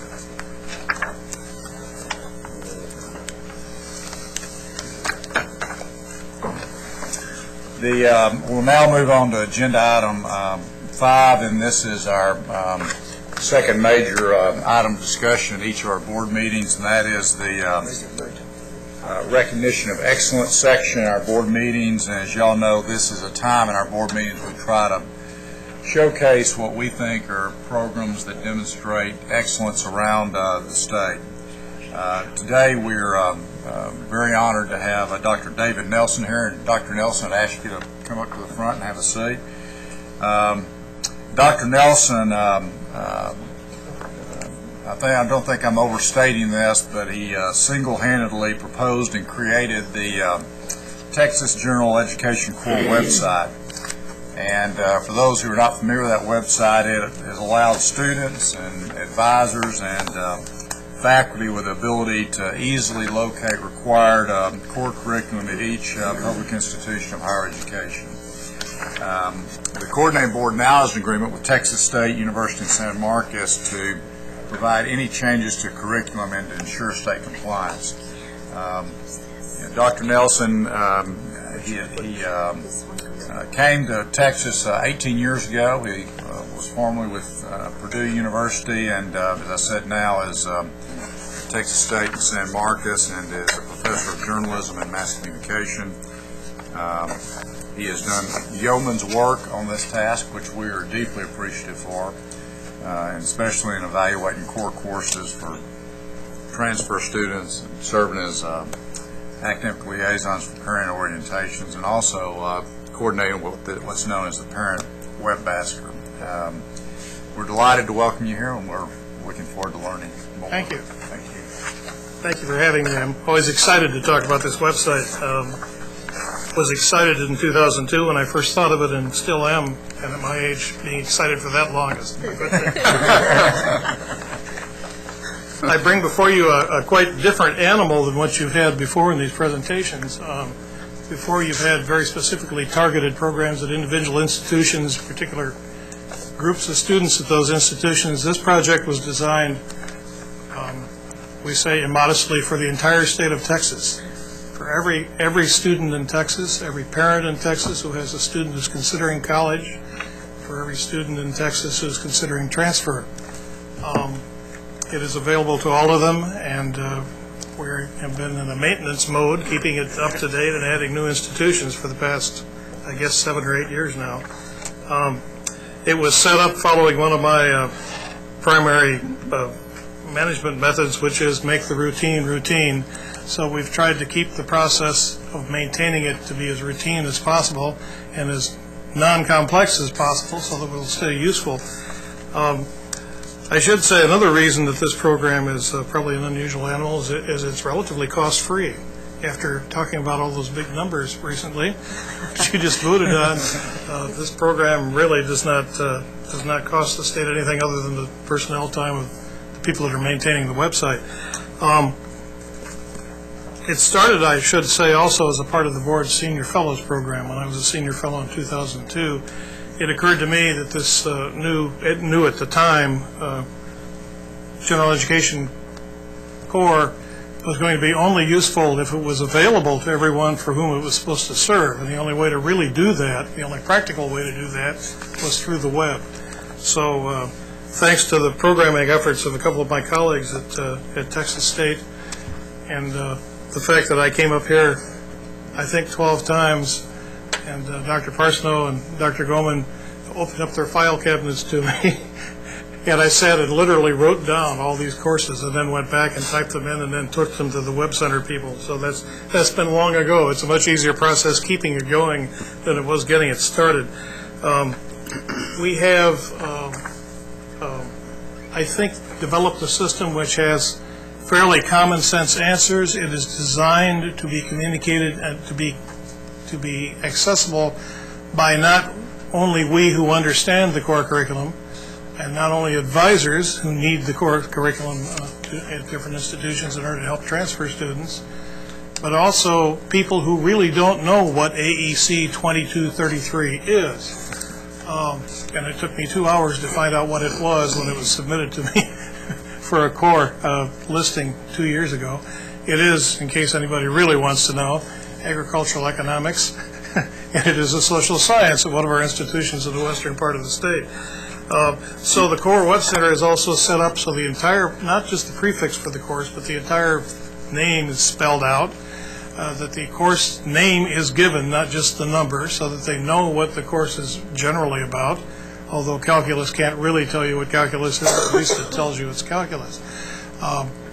Those of you who are not familiar with the core, I'm going to make no attempt to make you familiar with it today since it's a fairly long process, but it is not really a core curriculum. It is a core framework, and it's important to remember that there are common core categories across the state of Texas and its public institutions. The courses themselves are chosen by the institutions, the courses they put into the core. Now, of course, most institutions, in fact, all institutions have chosen English 1 and English 2 for that portion of the core. The U.S. history portion is fairly common, but the science portion varies a lot. The social science portion varies a lot, but it all meets definitions that were given by the board in the original legislation, by the staff in the original legislation. Just to give you an idea of what the Core Web Center, how the Core Web Center operates, let me see what else I've got here. Yes, no, that didn't do it. Yes, no. Web Center itself? No, just the next slide. Okay, the next. There we go. Those are the sources the information came from. We're shaking our heads over here, so I'm not going to worry about the technology. We've had worse problems than this in the last 7 years, let me tell you.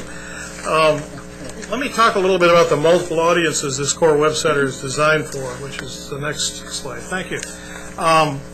We have high school counselors. We have college university faculty. We have prospective students and parents. That is not prospective parents, but parents of prospective college students. Curriculum researchers who have actually given me calls on this. Other state agencies, accrediting agencies have used this. We just went through a wonderful process with SACS and can assure you that they used quite a bit of this in looking at our core curriculum.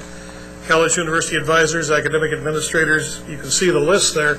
All of these people use these things. In fact, the person who has been the most appreciative of this on our campus is our athletic accrediting person, who makes great use of it for transfer students. So you never quite know how it's going to get used, but it was really, my vision was really that there were students out there with parents who hadn't been to college, and I was one of those students a few years ago, who really can learn a lot more about what education is like and how it starts by looking at this website. So it explains all this to them in about as common a language as it can. It was designed so it could be flexible because the state is in the process, of course, modifying the core curriculum. But since the website is already set up, it'll be fairly easy just to adjust those categories as they get changed in reality. I'm going to skip some of this because you've been spending a long time deliberating and sitting, I think. The homepage itself deals with several sections that are answering questions that people would most commonly have. You and the Texas Core Curriculum, how the Core Curriculum Center works, what you'll find in the Web Center, Watch Out, and the Watch Out section, by the way, is the state of Texas has a core curriculum, which is a general core curriculum. There are specific major requirements which sometimes override that core curriculum. The most common cases that happens are science, natural science, and mathematics. So if you take a course called College Mathematics and decide to go into engineering, I can guarantee you that college mathematics probably will not have been good enough. But if you know in advance you are going into engineering, there are field of study curricula available for you on the board's website, I think, which indicate which courses you should have taken. So we do warn people you can't just follow through with this without also sort of having an idea of what your major is. In social science, there's normally not an issue. In almost any of the other categories, there's normally not an issue, but there sometimes is in math, sometimes is in science.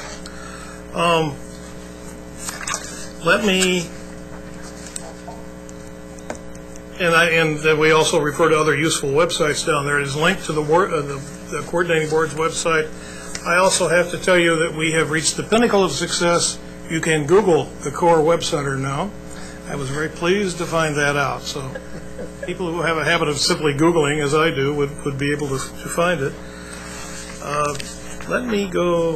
Let's go into the Web Center itself and kind of talk about that a little bit. There we go. There's what the Web Center looks like, and of course, you'd be sitting closer to the screen and be able to read the words if you were actually looking at it on your computer. We have several ways of searching out a course on the website. First is by academic institution. Let's pick one. Let's pick Cisco Junior College. There's a drop-down list on the right. You just drop down there and get Cisco Junior College. The reason I picked Cisco was for two reasons. Number one is it's been recently updated. Number two is it's an example of how brief a core web entry can be. There are only 62 courses in Cisco Junior College's Web Center, and those are the categories as you go down. So if you wanted to find out what the different math courses were in the core at Cisco, you could go to 020, which is the third category down, and you'd be able to read those, which I can't, but perhaps you with younger eyes can. There is also, I was telling you, 62 courses in Cisco's core. Let's pick as an example, just to give you an idea of the range, University of Houston, which in fact is not at the top of our range, but is fairly near the top. University of Houston main campus has 241 courses in its core. So we have courses, and we have institutions that have more courses in the social science section of their core than Cisco does in its entire core. So there's quite a range. The totals are, if you add them up, I have about 15,000 courses in that core, which are constantly changing. The number of institutions is around 84. That is changing. The Alamo Community College District just did us the favor of taking 5 core curricula for each of its individual campuses and making them 1. So the total number got reduced for that reason. We are also occasionally add them too, so it changes for that reason too. Let's take a look at core category. Let's say we wanted to know what courses are required in category 060, which happens to be U.S. history. So let's go down there and click on that. That shows every institution in Texas and what it requires as courses to fulfill the U.S. history requirement.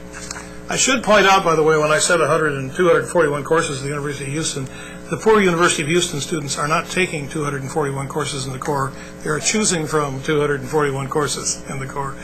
So they're probably choosing somewhere in the neighborhood of 42 credit hours, which is divided by 3, 12, 13, 14 courses. About 14 courses. So that's what a typical core would be. So they have more courses to choose from. Let's take a look at another way of searching it, which is an interesting way, is you can compare two institutions. So let's say you were going to high school in North Texas and you were trying to decide between Collin County and Alamo County District. So you can click those two. Not in North Texas, but... No. But you want to get away from parents. We've never heard of that.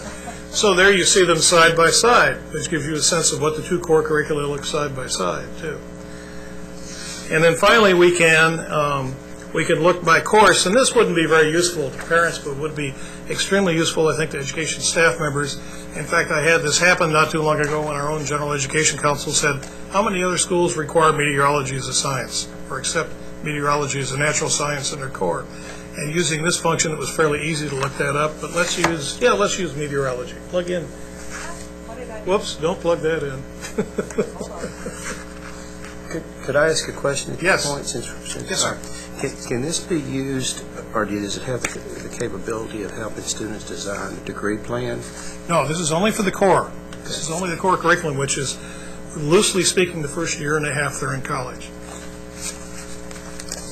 Is there any thought into, and of course, the rationale in my mind is to help students to declare a major as early as possible in their academic career. They all take these core courses. Okay, you're talking about core courses. I understand that. These are courses that they all take. But But it's a good point, and the point could be answered by the field of study curriculum, I think. At some point, could this grow into a tool that students could use to help them make a choice in declaring a major by allowing them to see what courses they're going to have to prepare themselves for? Is there any thought process, any thoughts being given to that? That's not me. The field of study curricula is administered by the board staff, and those are sets of major requirements. and they've been done for some. Is anyone here prepared? I don't work with field study curricula, so I can't. I'm just saying for informational purposes to students, so they can at home access this information. And that's, I think, of course, a good point. with It's just not something I've dealt with. counselors at the institutions, and then make this information more readily available to them. In terms of, are we at the coordinating board working toward developing a comprehensive degree plan audit system? We are not at this time. We are looking at, as part of a Lumina grant that we are going to be applying for, looking at potentially piloting a degree audit system that would allow students to look at what it would take to get a particular degree across multiple institutions. The challenge is that obviously every institution has different courses available in any given degree program. So while there may be some consistency across institutions in most electrical engineering degree programs because of ABET standards, for history degrees, obviously you can get a significantly different experience from one institution to another. And so a degree audit tracking system has to be extremely complex. And as the professor was saying, with the core curriculum, there's up to 15,000 classes. If you're looking at all of the degree programs across all of our institutions, you're looking at a significantly larger range of courses that are available, and thus the complexity of it becomes significantly higher as well. I understand. So it's something we are looking at. It's something that is being discussed. And just the complexity and the number of institutions we have is somewhat of a challenging factor. Thank you. Yes, sir. Thank you. I appreciate the help. If you notice, we have that final search function up there, which is by course, and this is more useful to like our general education council who wanted to know who else requires meteorology. And if you plug it in, it goes through and highlights, I think you can see them sort of in red on there, the courses that are meteorology courses that are offered at different institutions. That's right. It only shows the ones that do. If it's not there at all, it's just blank. You'll also notice if you actually go in and access the website at some point that there are dates beside each institution. That's the date at which it was last updated. So we can sort of tell how up to date they are. And if you go to the last slide, please, then.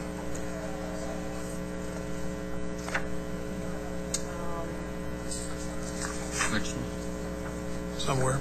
I actually have my own version of my answer to your question, sir, and that is what more could be done, and the what more could be done includes linking with the major requirements. That's one of the things that I put on there, but it's not information I have access to. So, also publicizing the core to other audiences, and I might say that I noticed as the bit of formality on the entry on the agenda for this, it said no action required. I'd sure like to recommend action, and that is that you see every student you see and every parent you see who has a kid who's about ready to go to college, you mention this website to, so they look at it and get some sense of the sorts of courses that are available and the sorts of courses that could be taken at least during their first year and a half or 2 years of college, since that's when most of the core courses are taken. Link to a field of study, major requirements, I mentioned that. Link to institution web pages. We do not have that, and we probably could achieve that, except I couldn't, which is if you see an institution you're interested in, you like that core, you should be able to push Collin County and go right to Collin County and get the information on what's available in Collin County. Link with educational research resources. Those are other sites that have general information about their colleges and their states, that sort of thing. And add health-related institutions, which we have not done yet. We've been working on that. The health-related institutions are required to have a core. We just haven't. That's been kind of our last phase of getting these things in. At this point, the community colleges are all there, I think. The four-year institutions are all there, although some are more updated than others. The health-related institutions would be the next ones we add. But I might also point out that the number of students who transfer from health-related institutions to other baccalaureate or the 2-year schools is fairly small, so we're not failing to serve a large group of students at this point by not having those in there. So other questions, please? Ones I can answer. Dr. Nelson, yes. It occurs to me that one potentially more simple tool or additional link that might help achieve what Dr. Golden was getting at would be to provide a link to statewide articulation agreements. I don't know if that's anything that's been discussed or considered relative to the field of study and major requirements or otherwise, but there's a potential for simplifying and reducing the plethora of articulation agreements by creating more statewide articulation agreements like the one recently done on mechanical engineering. That, again, is not that's something that I initiate. So at this point, I'm just maintaining this website, but it's sure something that would make it, I think taking this and expanding it to a much broader use is certainly something I'd be in favor of. Yeah, I think that's something I would ask our staff to give thought to. Do we use this tool, or does it require using the model for a different website? Either of those are possible, but the fewer sites and the fewer things people have to remember and publicize, the better.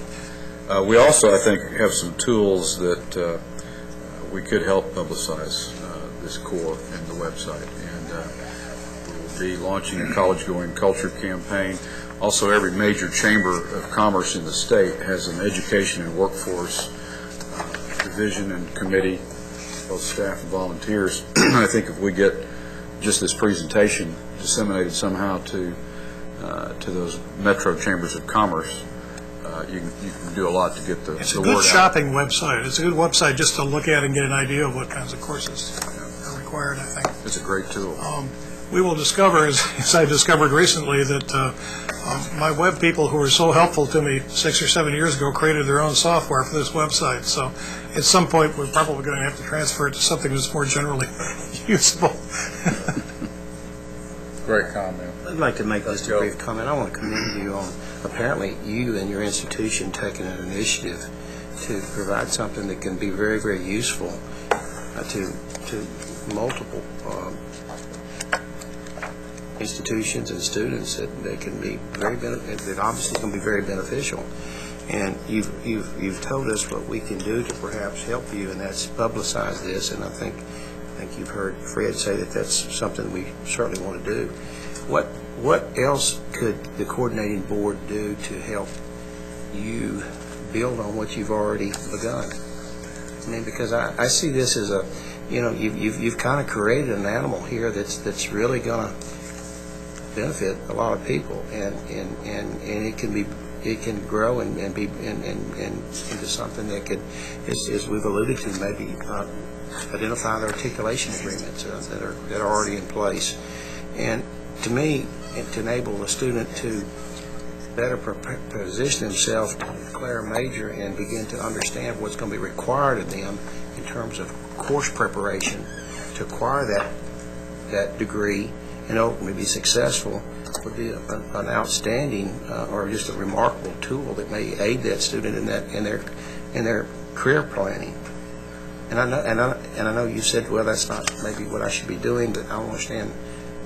Why can't somebody? Maybe we could help you do that, or maybe someone could do that. My agreement with the board is that I maintain the website for them, so I don't have the authority to do these kinds of things, is what I'm saying. So that's something that we here could continue to discuss. Yes, and I think the publicity alone, the more people that know about this and use it, the more people are going to have ideas for other things that could be done with it. And I think that alone would start it. Thank you. Thank you very much. I'd echo Dr. Golden's congratulatory comments. This type of innovative thinking is what we're really looking.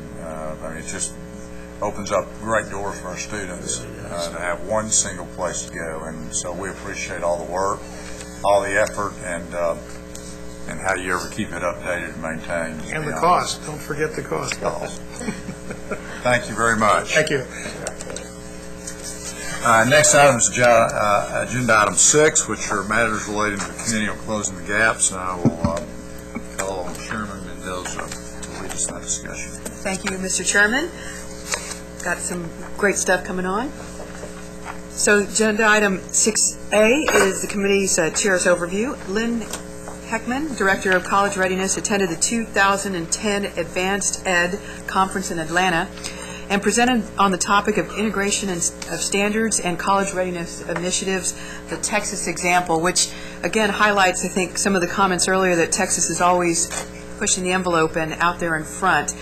You might recall that Advanced Ed is a global leader in advancing education quality by providing both public and private high schools in the U.S. and abroad with a rigorous accreditation process focused on school improvement and innovation. Since Texas was among the first states in the nation to adopt a comprehensive set of college and career net readiness standards, there's much interest in Texas across the nation.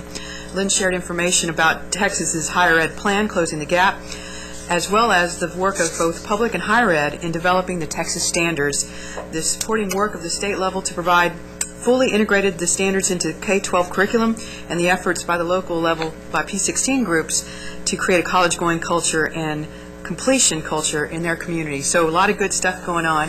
And just as a side note, in the spirit of closing the gaps, we have Ms. Araceli Ortiz. Is she in the audience? Where is she? There she is. I knew she was back there somewhere. Who defended her dissertation on April 27th, so now we are to approach her as Dr. Ortiz. Congratulations.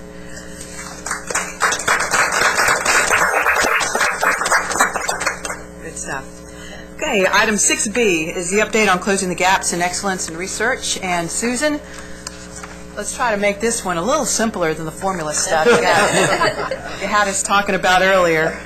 Okay, you're tying my hands now. I don't know if I can do that. I'll try.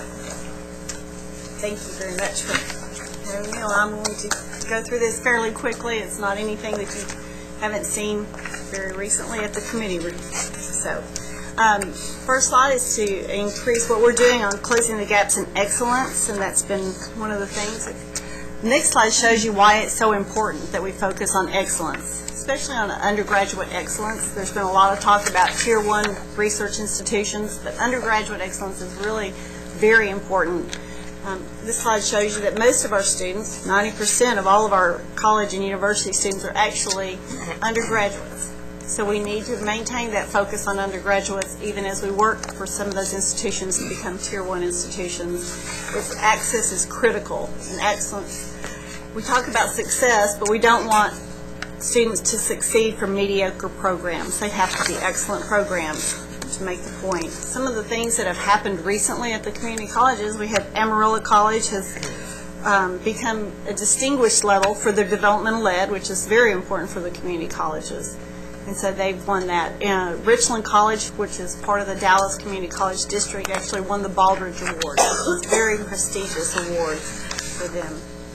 The universities, Midwestern University actually received AACSB, which is the business school accreditation. And only 30% of the business schools in the nation have this accreditation. And Midwestern has just received that accreditation. So that's very important for them and for their student body. And then for the last one, it was A&M Corpus Christi went through their SACS accreditation without any findings, which the institutions will all understand is a very rare occurrence to have zero findings, and they just went through with zero findings.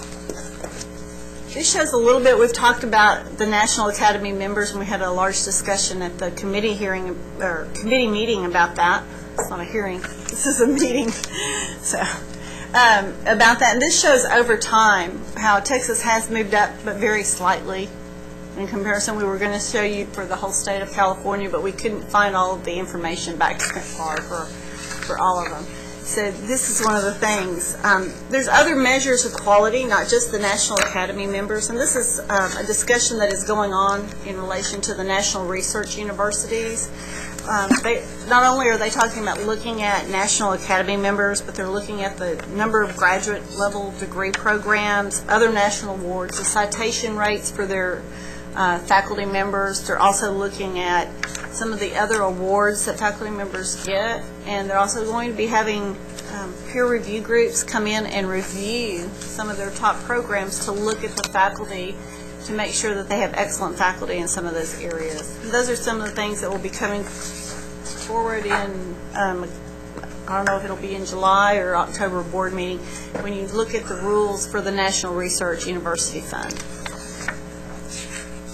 Now if we move on to the research goal, our goal for research is to receive 6.5% of the federal obligations. This was changed in 2005 to be a percentage instead of just a dollar value, because the amount of research obligations goes up and down. Really what we want to do is increase the percent that's coming to Texas.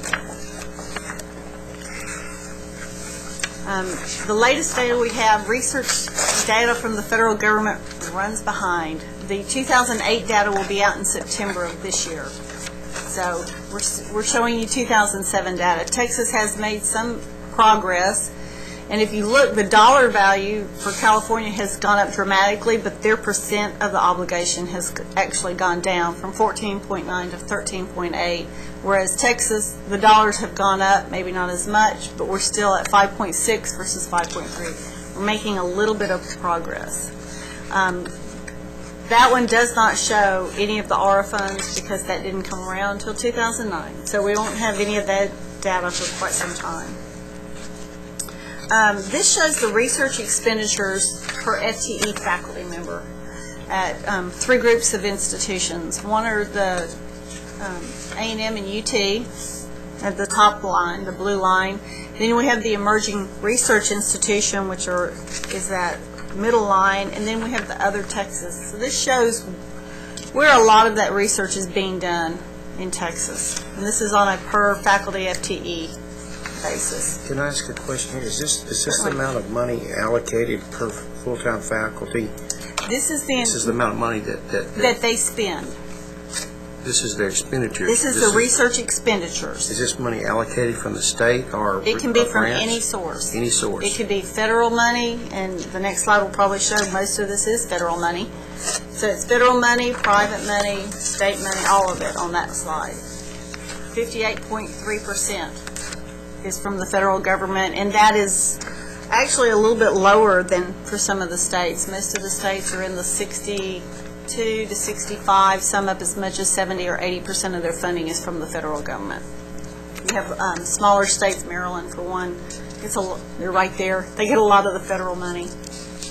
So An institution. one institute, John Hopkins, the lion's share of that one. This slide shows kind of the breakout of where we're doing it. This is medical sciences. 34% of the funding is medical science. Biological sciences fits right in there with that. Engineering. Some of that engineering is actually biomedical engineering. So a lot of the funding does come through that. NIH is a huge funder of research at the institutions. Next slide. And that kind of accounts for some of this growth. If you'll look, the purple is the public universities and the blue is the public health-related institutions. So you can see where the growth, a lot of the growth has actually been at our health-related institutions.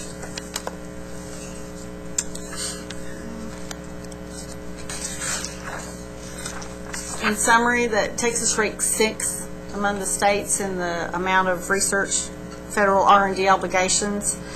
Even at that, we're still at $3.1 billion. That's still a lot, and those are public institutions. Federal government supplies most of it, and that's been true for many years.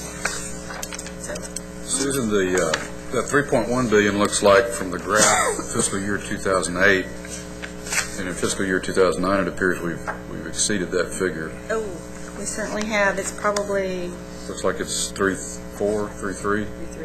3.3 at least.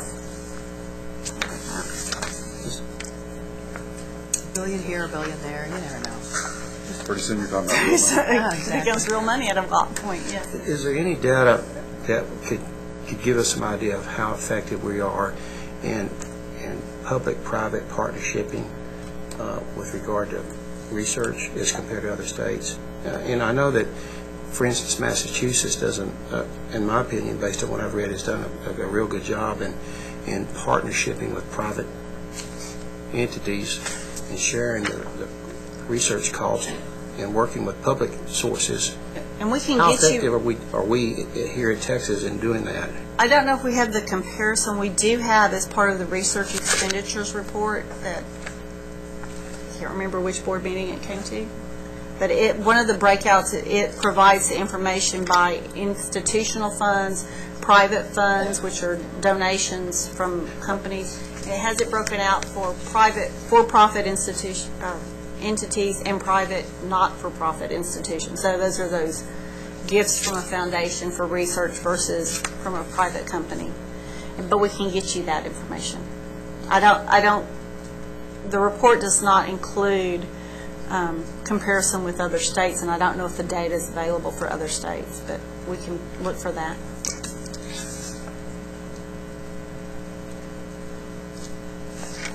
Are there any other questions? Comments? And if you'll note, these are just two of our Closing the Gaps topics, research and excellence. Okay? All right, thank you, Susan. Okay, agenda item 6C is the quarterly update on college readiness initiatives. Highlights focusing on the accelerated Closing the Gaps plan, which, as everyone knows, we're focused to get our gaps closed, if you will, by 2015, so we're on an accelerated agenda. Brenda and I have asked Dr. Laredo and Evelyn Hyatt to identify 2 to 3 specific items from the quarterly update that addresses those related to the accelerated plan at our committee meeting. And they presented those items, and that's what's coming before you today. We'll be following the same process, and hopefully each of you will find it beneficial. We will zero in on 2 to 3 specific items and then bring them forward to the board. The fully updated quarterly report can be found on the BoardNet website. So, Dr. Laredo? There are 3 items that we presented to the committee in March, and they are listed in your packet. The 3 specific ones that we looked at in terms of closing the gap that we wanted to share with you, which are currently in place and really moving forward, which is the AVID post-secondary program. You are aware of the presentation and the process we've been following to implement that pilot project at the post-secondary level. 8 institutions have been selected to participate as of now in that pilot, and they will be starting the initial phase of training. In terms of our developmental education pilot project, that is moving along. Tamara Clunas, the Director of Developmental Education and Adult Basic Ed here at the agency, has just completed site visits to 5 potential sites for inclusion in this pilot, and there will be a meeting on Monday here, in fact, at the coordinating board regarding developmental education. The Math, Science, Technology Teacher Prep Academies are moving forward. We had a RFA that went out in fall. We have received those applications. If you will notice in your packet, we received 6 applications, and we have not notified the institutions who were approved just yet, but we will be making that notification to begin funding in May so they can start that process. We're excited about our work in these 3 areas, and that is why we wanted to highlight them for you at this meeting, and we will choose a different set at the next meeting as we move forward. Are there any questions? Okay. I know, Dr. Golden, you asked about developmental ed, and those things are proceeding forward. We had a lot of discussion about teacher preparation and quality, and those are moving forward, so a lot of good stuff here. All right, thank you. Thank you, Dr. Laredo. Agenda item 6D is consideration of adopting the committee's recommendation to the board regarding or relating to initiatives for faculty development. You'll note that there are 3 specific items. 6D1 is consideration of adopting the committee's recommendation to the board relating to the approval of amendments to extend contracts to 2012 and provide additional funding for the college and career readiness faculty collaboratives. Dr. Barnes, Senior Director of Educator Quality, will present this item. I'm going slowly, so Dr. Barnes, thank you. Thank you, and I thought Dr. Laredo was doing so well, and she was just going to roll right on with that. I would have, but since her name was there, I thought I'd let her go ahead and do it. Thank you. Board members, you will remember that you established 4 core area faculty collaboratives last year. They're in the process, middle of their contract, which ends in August or September of this year. And we are recommending that they be extended for 2 more years, and there are funding recommendations specific to each one, the needs and approval of their proposals that staff have reviewed. You'll notice that we do have on the second page of your item, second paragraph down under background information, we contacted the external evaluators who are at the Texas A&M University and asked them to give us a preliminary evaluation of the success of the current collaborative work. And I think they've given us a very strong recommendation, noting that more than 1,000 faculty members from both 4-year and 2-year institutions have been participating. We do have, I think, good representation across the state for each of the 4 areas, and we would like to recommend that you approve this change to extend the contracts for 2 years and to increase funding as indicated. Are there any questions for Dr. Brown? Hearing none, may I have a motion to adopt the committee's recommendation to the board relating to the approval of amendments to extend contracts to 2012 and provide additional funding for the college and career readiness faculty collaboratives? So moved. Thank you, Ms. Pavich. Second. Second. Thank you, Fred. All in favor, say aye. Aye. Opposed, sign. Motion carries. Thank you very much. You're welcome, Dr. Barnes. Agenda item 6D2 is consideration of adopting the committee's recommendation to the board relating to the Developmental Education Math Improvement Project, fiscal year 2010-2011. And Dr. Rayo, you will handle this one, right? Yes, we have brought this item back. While the threshold for this grant does not exceed what would be required to come before the board, I wanted to bring it back for clarity and accuracy in terms of the funding channel. Because it is a math collaborative, it will be addressing the needs of preparing the faculty who are teaching in developmental education. But in the original blue page, when the committee voted on it, it appeared that the funding source was the math collaborative. It is not the math collaborative. It is the Epic Center of Texas State that has been organizing all of this work that will be the funding source, and that is why I wanted to bring it back so there would not be a question later when we went through the process of issuing payment that this was not correct because the check was being issued to an entity that was not on the approved process. So that's why it has come back Okay. for the board to vote on. Great. Thank you for that clarity. Are there any questions? Further comments? Great. Hearing none, may I have a motion to adopt the committee's recommendation to the board relating to the Developmental Education Math Improvement Project, fiscal year 2010-2011. So moved. Thank you, Dr. Laredo. Appreciate it. Second. A motion by Ms. Pavich, second by Dr. Golden. All in favor, aye? Aye. Opposed, same sign. Motion carries. Thank you very much. Agenda item 6D3 is consideration of adopting the committee's recommendation to the board to provide additional funding for the 2009-2011 Teacher Quality Grants Project with documented program need. Elizabeth Powers, no, Dr. Barnes. See how I'm good at kind of, okay. Take it away. You're very good. Oh, yeah. Yes, ma'am. This is an annual request related to the federally funded Teacher Quality Project that is under the No Child Left Behind law. And each year we do have some funds that are unobligated, deobligated, and we like to get those back into the process, into the hands of the project managers. At the committee meeting, we only had at that time up to $500,000 that we were aware of that would be eligible for reallocation.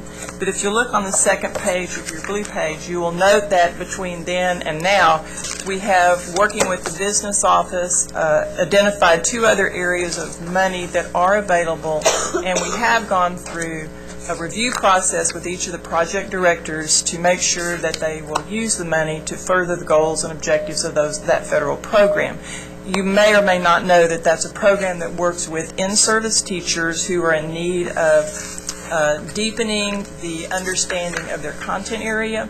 We work with math and science teachers across the state.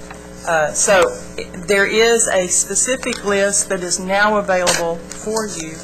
On the white page, if you go over about 2 pages, on the white page, the back of it, there is a complete list of the universities and the amount of their original grant and an amended amount, and then the total award. So there is a snapshot of what we are asking the board to approve.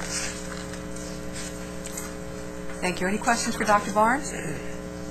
Sure. Please. Is there any reason, Susan, why we would not have used, the $1.5 million, had to do with the programs, or, I mean? Yes, sir. Let me explain very briefly. There are three really sources where this money comes back to you. The closing out of a grant year released some small amounts from each of a number. We had at that time, I believe, nearly 60 grants in the middle of, so each one of those might have had a small number of dollars left over that accumulated. Then, when we allocated this year's grantees, we allocated off of the estimated allotment from the federal government. When we actually got the allotment, after we'd done the process of getting RFAs and grants out, we actually got slightly more money in each of the 2 years. And then you may remember that this is a program that moved back to the coordinating board 2 years ago. And in that move from the Dana Center back to this board and this business system, it's taken time to go back and make sure that through careful auditing, that all the pieces from that move and all the money was accounted for. And so we've just now been careful in knowing that that money was never used and we can reallocate it. Thank you. Yes, sir. Any other further comments or questions? Okay, please. Brief question, probably a simple answer. I noticed there's 5 institutions that are listed on here twice with 2 grants. Yes, sir. So institutions, I assume, got multiple programs approved, or? Would you state that again? Why do the 5 institutions that are repeated on here, why are they shown twice? Oh, well, it's quite possible that a faculty member in the mathematics department has a program and a faculty member in, say, the science department has another program. Any other questions? Hearing none, may I have a motion to adopt the committee's recommendation to the board to provide additional funding for the 2009-2011 teacher quality grants, projects, and documented program need? So move. Thank you, Fred. Second? Second. Thank you, Ms. Pavich. Any further questions or comments? All in favor, aye. Aye. Opposed, same sign. Motion carries. Thank you very much. Thank you. Great stuff going on. Please note agenda item 6E has been moved to the consent calendar. We're on to agenda item 6F, which is consideration of adopting the committee's recommendation to the board for the purchase of services in excess of $750,000 regarding an amendment relating to the College Access Challenge Grant and College Readiness Initiatives to allow for second-year fiscal 2011 funding for the College and Career Readiness Standards marketing campaign to create a college-going culture. Dr. Laredo. If you will recall, board members, in July of 2008, we did come before you in order to seek approval to proceed with a marketing campaign grant that we would let in terms of applications. We went through that full process. You know that a company was ultimately selected, that being Milkshake. We are into that first year, and we are closely approaching that second year, which we need to move forth with a contract.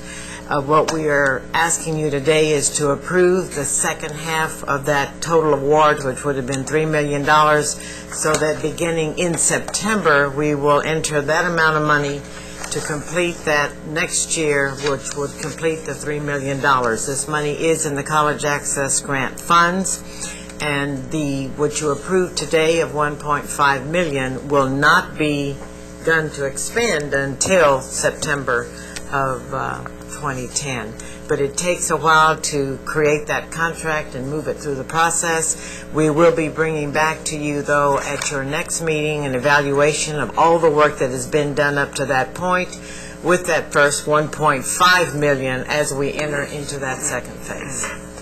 Great. Can you remind me, Judy, the $3 million, how far that'll carry us? It only carries us to August 13th of 2011. In terms of scope of the cities, the college. We have 2 major markets, one being in San Antonio, Floresville, and then the next one being in the Fort Worth area, and we've already begun to do the negotiations with the Fort Worth area to get that moving. We had a conversation with Dr. Melody Johnson because it will be based out of the school system. We had a call with her, I guess, about a week and a half ago. So those are the 2 major markets that we will be doing with this first rollout. So even though there's 2 years of funding, the deployment of that funding is actually going to take place from September 1st of this year. The one you're approving today, that is correct. And so both of those pilots will roll out during That is that correct. 12-month period. Chairman Mendoza, I just want to mention that both Chairman Ryder and I had the privilege of visiting with the governor yesterday about the coordinating board's higher education priorities, and he was not only enthusiastic about some of the changes and initiatives for higher education, but this Gentex campaign in particular is something that the governor is very enthusiastic about, and I think plans to help us take this pilot to the private sector in Texas and achieve the long-term funding necessary to make this an enduring campaign for Texas. So I just want to mention that because there was a great deal of enthusiasm from Governor Perry and his office about the program. I really appreciate you mentioning that. That is awesome stuff. I think the term you used was hijack in a positive way. And we'll take it. Any other questions or comments? Really groundbreaking stuff here. Hearing none, may I have a motion to adopt the committee's recommendation to the board for the purchase of services in excess of $750,000 regarding an amendment relating to the College Access Challenge Grant and College Readiness Initiative to allow for the second year fiscal year 2011 funding for the College and Career Readiness Standards Marketing Campaign to create a college-going culture. So moved. Thank you, Mr. Heldenfeld. Second? Second. Thank you, Ms. Pejovich. Any other comments or questions? All in favor? Aye. Aye. Opposed, same sign. Motion carries. Now, Mr. Chairman, with yours and the board's permission, Brenda and I would like to take the next item out of order and move to agenda item 6H, which really is directly related to the item we just voted on. The item is related to the marketing campaign, and the Closing the Gaps Committee requested staff to provide more detail concerning this item and move it forward to the full board. After our meeting, Brenda and I met with staff and talked about how this was presented, how it was communicated, and we believe that there needed to be some clarity. So agenda item 6H is consideration of adopting the staff recommendation to the board relating to a request for applications regarding regional P16 college and career readiness marketing projects for fiscal year 2011. Dr. Orlando? And that is correct. After the meeting, we had a discussion with Mrs. Mendoza and Ms. Pejovich, and wanted to bring to the table today to say to you that we have looked very carefully at all of the possibilities of how we could use our funds that we had in terms of the P16 councils. What we wanted to do, and probably should have stated it a little bit clearer, is that because of the work with the marketing campaign, we are within two major communities, but we have a huge state to look at.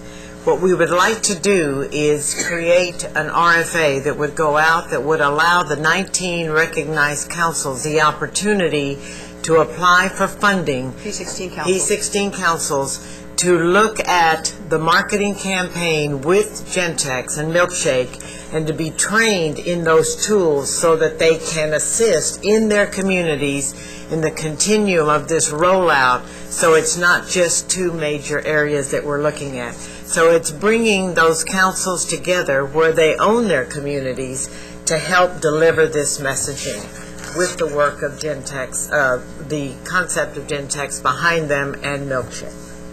Okay. So that is what the request is before you. And the committee was commenting on clarity about the role of the P16 councils, and indeed, it is to prepare for the formal launching of the Gentex campaign vis-a-vis the P16 councils.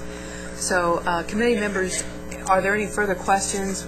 I think that hopefully was helpful to bring it back. I have one question. Please. With the dollar amount that's given and the fact that there's only 19 that are P16 councils that are currently recognized, would it be more efficient, rather than doing an RFA, to distribute the money accordingly across the 19 so that all 19 are involved in the dissemination process? Well, I guess that is an option, but I don't know, not knowing what their tone may be, they all have strategic plans. Yeah. And so that's when they have to make the decision. Some of them have ventured into some of the areas that we have with our parents, in their given communities, so we think it probably would be best at this point to let them decide if they want to get into this effort right now, as opposed to what they may already have going on that's moving forward. And that's a very good point. But on the other hand, if this is going to be our statewide message, it may be maybe not appropriate in this setting, but it may be appropriate to get all of us moving in the same direction with the P16 councils and the same kind of messaging. And that may be a thought that we might look at or have to look at when we get those applications, if 19 are coming to the table and saying we want to be part of this, and this may be something we may have to address. I think that's a great suggestion, because I think we ought to leave it, approve it, so that we give you the flexibility to award 19. Because, if only 10 express an interest, I absolutely see where you're coming from, but if all 19 express an interest, it would be great if we structure our approval so that you have flexibility to do that. So it may be 30,000 a grant or something like that, instead of 50. I think it's a great point you bring up. Thank you for that suggestion. I think there's a couple of, first of all, it's in the spirit of local control that they emanate from the P16 Council up. And secondly, we need to keep in mind that there will be consistent messaging, that the actual message will be consistent. It's the dissemination conduit that may change depending on that local community. That's right. So, Two questions. I see that there's a maximum of up to 50,000. Obviously, some P16 councils are much larger and more regional in scope than others. Right.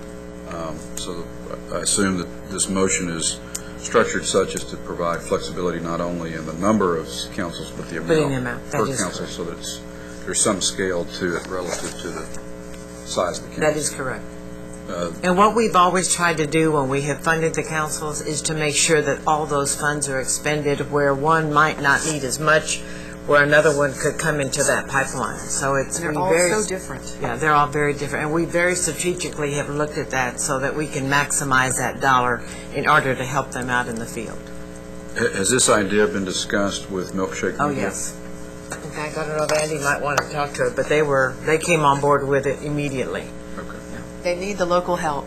Absolutely. Okay, great. I enthusiastically move the question. Well, I'll take that enthusiasm and run. May I have a motion to adopt staff's recommendation to the board relating to the request for applications regarding regional P16 college and career readiness marketing projects for fiscal year 2011? So moved. Okay. Second. Thank you, Dr. Golden. Thank you, Mr. Heldenfels. Are there any other questions or comments? All right. Hearing none. All in favor, aye. Aye. Opposed, same sign. Motion carries. Thank you so much.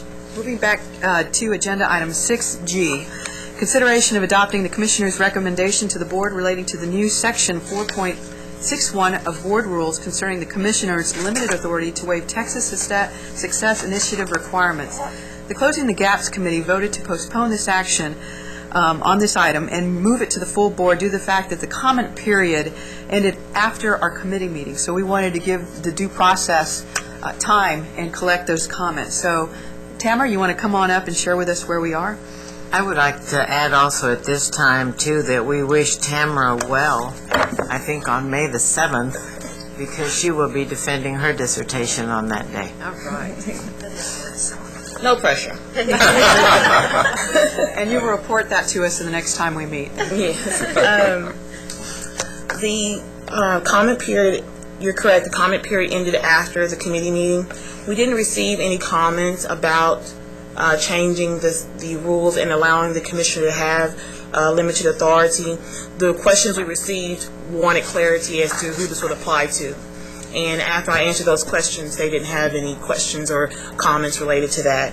And so we are looking forward to being able to take this approval and provide flexibility in our working with our demonstration projects, particularly when it comes to placement, assessment instruments that are used, and how we work with those projects. So we really need this flexibility because the statute is limited and the board rules are also limited.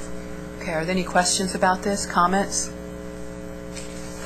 Hearing none, may I have a motion to adopt the Commissioner's recommendation to the Board relating to new Section 4.61 of Board Rules concerning the Commissioner's limited authority to waive Texas Success Initiative requirements. A motion? Dr. Golden, thank you. Second? Give you $1. Second? Oh, Durga, thank you. I have a motion and a second. Any further comments? All in favor, aye. Aye. Opposed, same sign. Motion carries. Agenda item 6I has been moved to the consent calendar. So, Mr. Chairman, that concludes the items for presentation and discussion by the Committee on Closing the Gaps with one final thought. Go, Spurs, go. Thank you. You couldn't help yourself, could you? You just couldn't. I don't blame you. Okay, we will now move on to agenda item 7, which is Committee on Strategic Planning and Policy, and call on Chairman Heldenfels.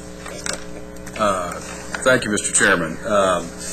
Brief overview. Many of the items on today's agenda under strategic planning and policy are already on the consent calendar. I do want to briefly touch on, just briefly report on the activities of the advisory committee for cost efficiency in higher education. Since our last board meeting in January, we've had 3 meetings touching on outcomes-based funding, on academic productivity, and our last meeting was on facilities and the management of deferred maintenance. And have had a great participation from our 20-member advisory committee, on which Brenda and I both sit, from both the academic half of the participants and the business sector half of the participants. And the Strategic Planning Committee meeting at June 23rd should be seeing the first draft, a rough draft of that committee, advisory committee's recommendations and reports. And then the board will see it in July. Agenda item 7B, our next item, are actions taken by the Committee on Strategic Planning and Policy on construction, rehabilitation, and property purchase projects.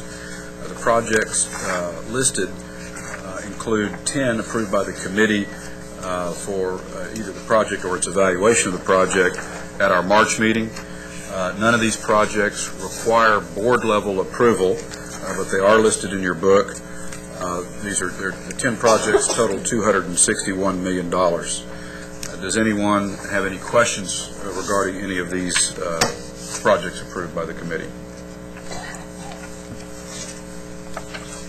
Hearing none, the agenda item C is a report on facility decisions made either by the commissioner or assistant commissioner since our previous meeting.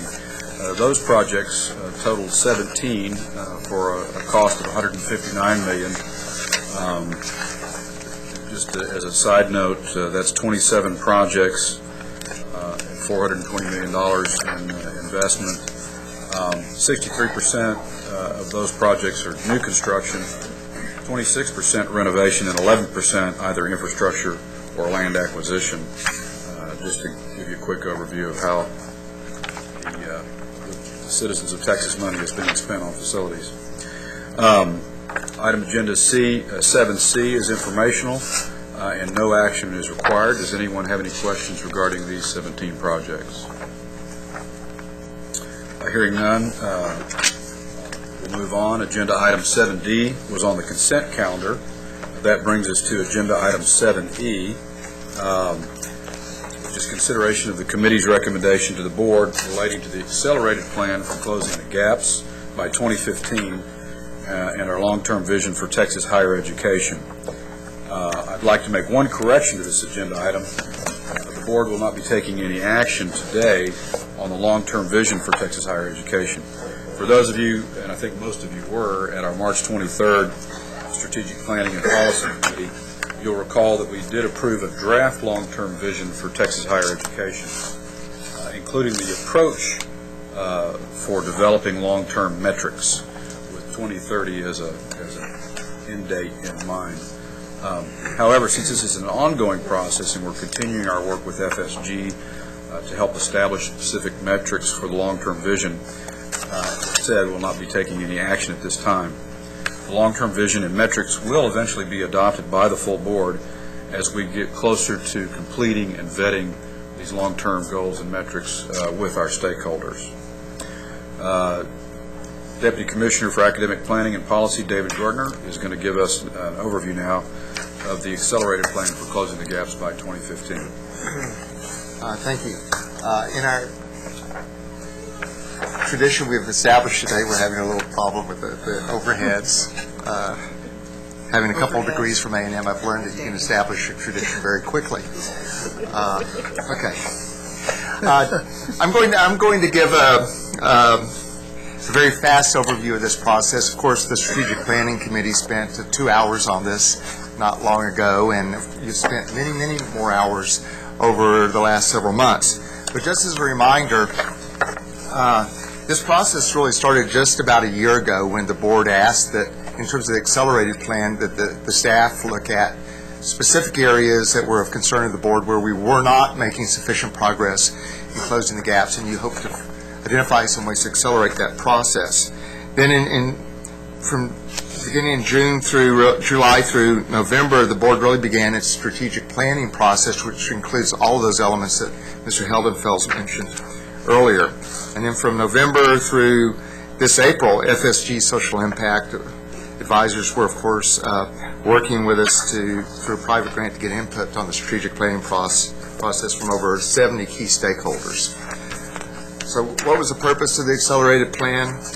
The purpose was essentially to just move us forward in key areas of the plan in which we were lagging behind, and that we needed to have some additional focus to help us achieve the goals of the plan, to really identify low-hanging fruit in which we could have some immediate acceleration, some impact, and to focus more on outcomes and student success. Those areas of the accelerated plan include 4 areas. One, participation of Hispanics and specifically African American male students, the success of Hispanic and African American students overall, greater success in terms of the awards of STEM degrees and the improvement of teacher certification and effectiveness.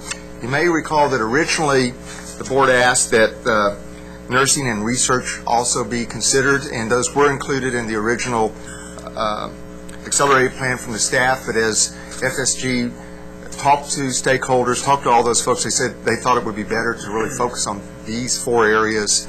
And while we have existing some considerable efforts and support from the state in terms of nursing and research, so we won't exclude those, but they're not included in the accelerated plan with the same emphasis. So that's important to note. They also identified 2 areas which we're laying the groundwork for the longer term plan, which is the need to really emphasize more the great importance of community colleges and work more closely with them, and the developmental education area that we've been talking about earlier today. Now, the accelerated plan itself, if you looked at the document, breaks down these things I'm about to talk to about by the responsibility of particular groups, including the coordinating board, the institutions, the legislature, TEA, and the business and community. For this presentation, I'm grouping them together for the sake of time, but you know from reading your report that there's specific responsibilities handed out. The first, of course, is the participation of Hispanic and African American male students, and our need to really increase our efforts to get all students to really be involved in a rigorous high school curriculum and successfully involved and go on to college. And what you've talked about earlier today is launch Generation Texas campaign. Now, one thing that you'll notice as you go along here, that one important aspect that you I assume will be adopting the accelerated plan today, is that you've already begun efforts in many of these areas, that you've taken some actions already that are going to give us a real jump start in terms of implementing the accelerated plan. The second area is the success of Hispanic and African American students, and of course the board has said in the last year that you're going to place much greater emphasis on success. Again, we talked about the importance of developmental education earlier, aligning finance policy with student success goals. You talked about that in our major policy issue today. Accelerate the implementation of comprehensive student support systems. One item you've addressed earlier is the AVID system, developing AVID, and that's one aspect of this, and down the line. So, as I was thinking about this today, I was thinking how encouraging it was that you've already taken some actions that really help us move in these directions already. Strategies in terms of STEM degrees is that we really need to support and fund opportunities for undergraduates to engage in applied learning, that we need to, part of that is to make sure that we increase alignment with industry needs. I believe that one aspect that's going to help tremendously is the tuning process that we're using with Lumina in terms of looking at degree programs and talking with industry in terms of their real needs as we go through that. The need to support faculty peer groups that really focus on promoting student success in STEM fields and providing incentives to students and institutions for STEM degrees and certificate completion. That's embedded in both the incentive fund that's in place for universities, and I think is reflected in your recommendations for the formula today, but there will be more that we need to do. Teacher certification and effectiveness. We need to use incentives to really recruit better teachers with those we already have, and to retain effective teachers and school leaders. We all know that you have to be particularly motivated to become a teacher, and we need to reward those that are very good to stay in more effectively than we have, and we need to do better in terms of disseminating best and promising practices in teacher education. There's part of the accelerated plan talks about developing additional incentive funding to institutions for the purpose of this, and that's something we have not worked on as yet. The next steps, and some of the typical things, we really need to make more people aware of this once you adopt it, that we need to really continue to strengthen our partnerships with key stakeholders. We need to work much more closely with the business community, with the public schools, with the community colleges, universities. Despite continuing efforts, there's really much more we can do to strengthen those relationships. We need to implement some of these key strategies in coordination with the legislature, TEA, and public schools, and again, the business community.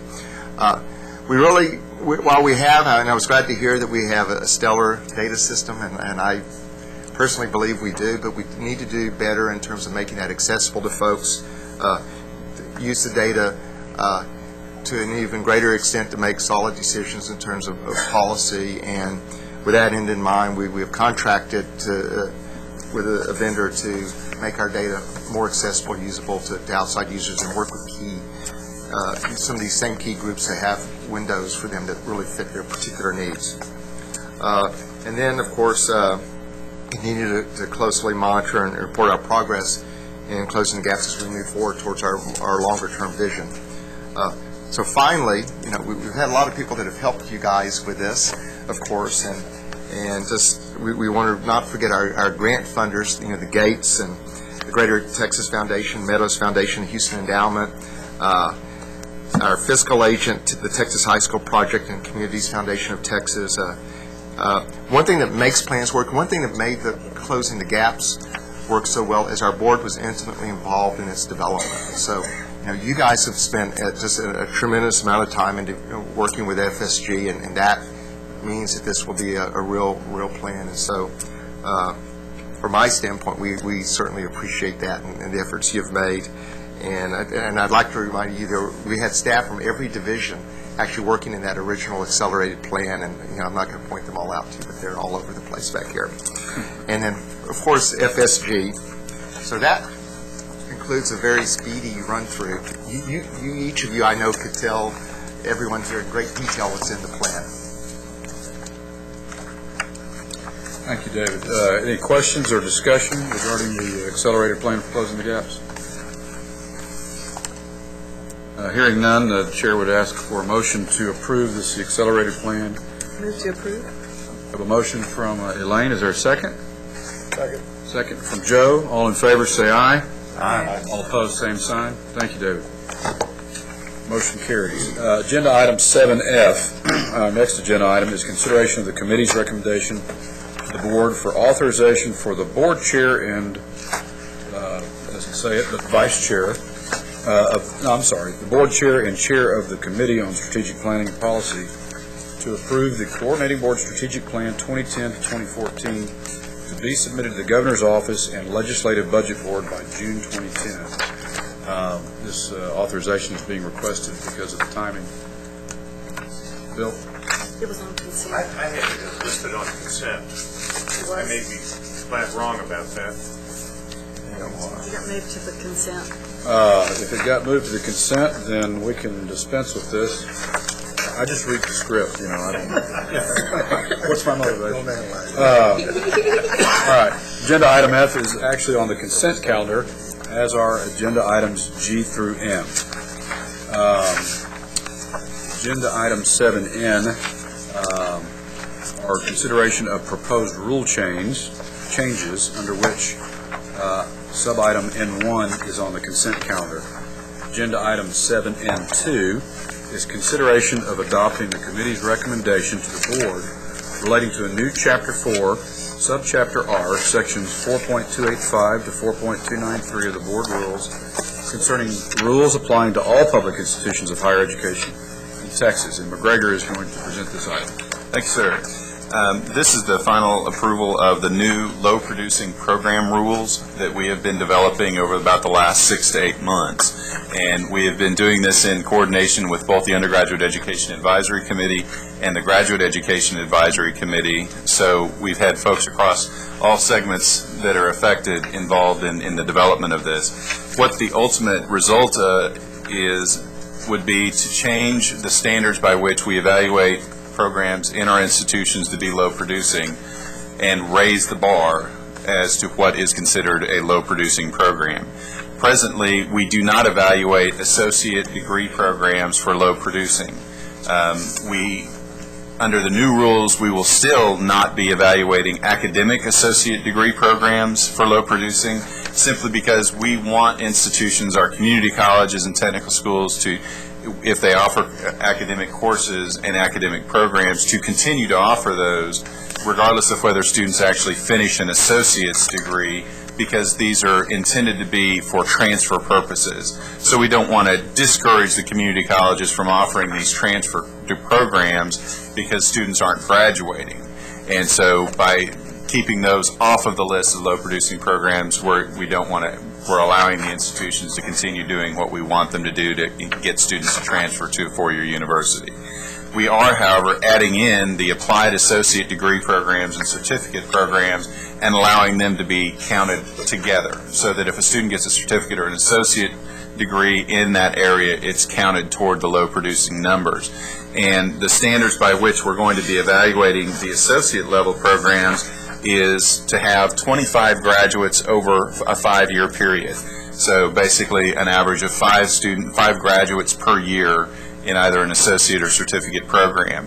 This gives a stronger message to the institutions that we need to make sure that they are being cognizant of the number of graduates and the amount of funds that are being spent on a particular program, and looking at the number of graduates. Now, having said that, on the yellow sheet or the supplementary materials that you had for this agenda item, if you look clear in the back on the last page, it gives you kind of a summary of the percentages of low producing programs by degree level. And in the little chart toward the bottom of that page, you'll see that of all 1,271 associate level degree programs that were evaluated, only 10% were considered low producing. If you look down through the other degree programs there, the baccalaureate programs, 16.6% were considered low producing. At the master's level, 20.7%, and at the doctoral level, 21.1%. So of all of them, the associate level degree programs are the most, I guess, responsive to the environment, and if the programs are not being productive, they tend not to stick around as long. And that's, very applicable with the community colleges, because they do have to be very responsive to changing business dynamics, and they tend to respond more quickly than our four-year institutions and baccalaureate and master's level degree programs. And certainly at the doctoral level, that's true. So with the new standards at the baccalaureate level, we will be moving from a minimum of 3 graduates per year to the same standard we have for associates level, which is 5 graduates per year, and that's, again, over a 5-year period, they would have to have 25 graduates. At the master's level, we are raising the standard from 2 graduates per year to 3 graduates per year, which again moves us from 10 over a 5-year period to 15 over a 5-year period. And then at the doctoral level, we are changing it from only 1 graduate per year to 2. So while these may not seem like significant changes, in terms of the number of programs that were previously considered low producing to the number that we're looking at now, there is a significant increase. Over the next 6 months, we will be working directly with the institutions to do some of the cleanup and how our institutions are reporting under the specific SIP codes, the course numbers for those different programs, to make sure that they are not misreporting them, so that if you've got an electrical engineering program graduate, that they're actually being reported under electrical engineering instead of being reported under an overall engineering SIP code, and so that there's not any errors that we have in the system in terms of the reporting are corrected. Up to this point in time, the negative consequences for low-producing programs have been very small, and typically there has not been any action taken to aggressively look at low-producing programs and potentially eliminate them. And so taking this step by the coordinating board is very significant. It is bringing much more attention, and I believe that even before this rule is approved, presuming you all approve it, there has already been a significant change in the way that the institutions are either eliminating or consolidating low-producing programs. And we have seen an increase in the number of those that are being closed or consolidated. And certainly that's a positive step, especially getting ready to go into such a tight economic session. So I think that the institutions recognize that this is a very serious issue and are treating it appropriately. And I think with the final approval of the rules, we'll see an additional level of appropriate attitude and appropriate perspective being given to this issue. I have questions. Did y'all run a sensitivity matrix, whether it's from 2 to 3 or 2 to 6, on each of those various categories to see what the percentage changes? Yes, sir, we did. I don't have that with me here. That's something we can look at later? Yes, sir, if you'd like to see that, we can. Thanks. Good question. McGregor, could we, as we begin to look into what is going to come out of this executive order that the governor has asked us to spearhead or be involved with, could we anticipate that some recommendations could come out of that study that would impact some of the recommendations that you're making today in terms of being effective and efficient? I think that's certainly possible. It would depend on whether or not the Cost Efficiency Committee felt like there needed to be an even higher standard for what would be considered low producing. I mean, that would be one action that they could take that would impact what we're doing today. But in terms, they very well could look into that. Yes, sir, they could. But part of the issue with this is there are many of these programs at the graduate level that may not have a significant cost associated with them, because there may be an interdisciplinary program for which they are taking courses from 3 different departments that already have appropriate class sizes, and they're just combining it and allowing students to kind of mix and match across those program areas to create a new degree. Well, eliminating that degree, even though they only may graduate 1 or 2 students a year, doesn't save us anything, and it reduces opportunities for students to get that degree and to earn that program. So this isn't going to be a hard and fast rule where if they are only producing 4 graduates a year in a baccalaureate program, it's going to automatically be closed. We're going to have to take a look at it and evaluate whether or not they are generating small class sizes for those courses, and if they are, then that would be the secondary trigger for when we would want to look at potentially closing a degree program, looking at the costs and what it is on a per-graduate basis to develop and maintain the program. All of those are going to be taken into consideration, and it certainly is something that the Cost Efficiencies Committee could look at. McGregor, I have a question for you. On this sheet, the low-producing program, yes, sir. Is this in the hands of all the college presidents and university presidents? Different iterations have been sent out to the institution so that they're aware of them. So they know if their school is affected, it's in here somewhere. all of the provosts received this version yesterday, and we will be sending it out to all of the institutions as soon as you all approve it today, to presidents and provosts, as well as system officers. What are you expecting to get back from these schools now that they have it in hand? Well, we're going to spend the next 6 months cleaning up, as I said, all of the different items where there may be discrepancies. We are going to begin doing the closures or looking at closures based upon 2010, FY 2010 data, which will be available come December of this year. And so once we have the certified data in place, then we will go back to the institutions with the updated list and say, here are the programs that you need to justify, in other words, request a temporary exemption for, or that need to be consolidated or phased out. And so those are the kind of the three options that they will have starting in February of 2011. So in other words, I think this is important to understand the timing. Joe, we'll be looking at, with this next fiscal year's certified data, we'll be looking back at the 5 years of production, Yes. not waiting 5 years. No, sir. No, that's correct. And so Actually, what we've done is this list does not include any programs that were started from January 1, 2000 to the present.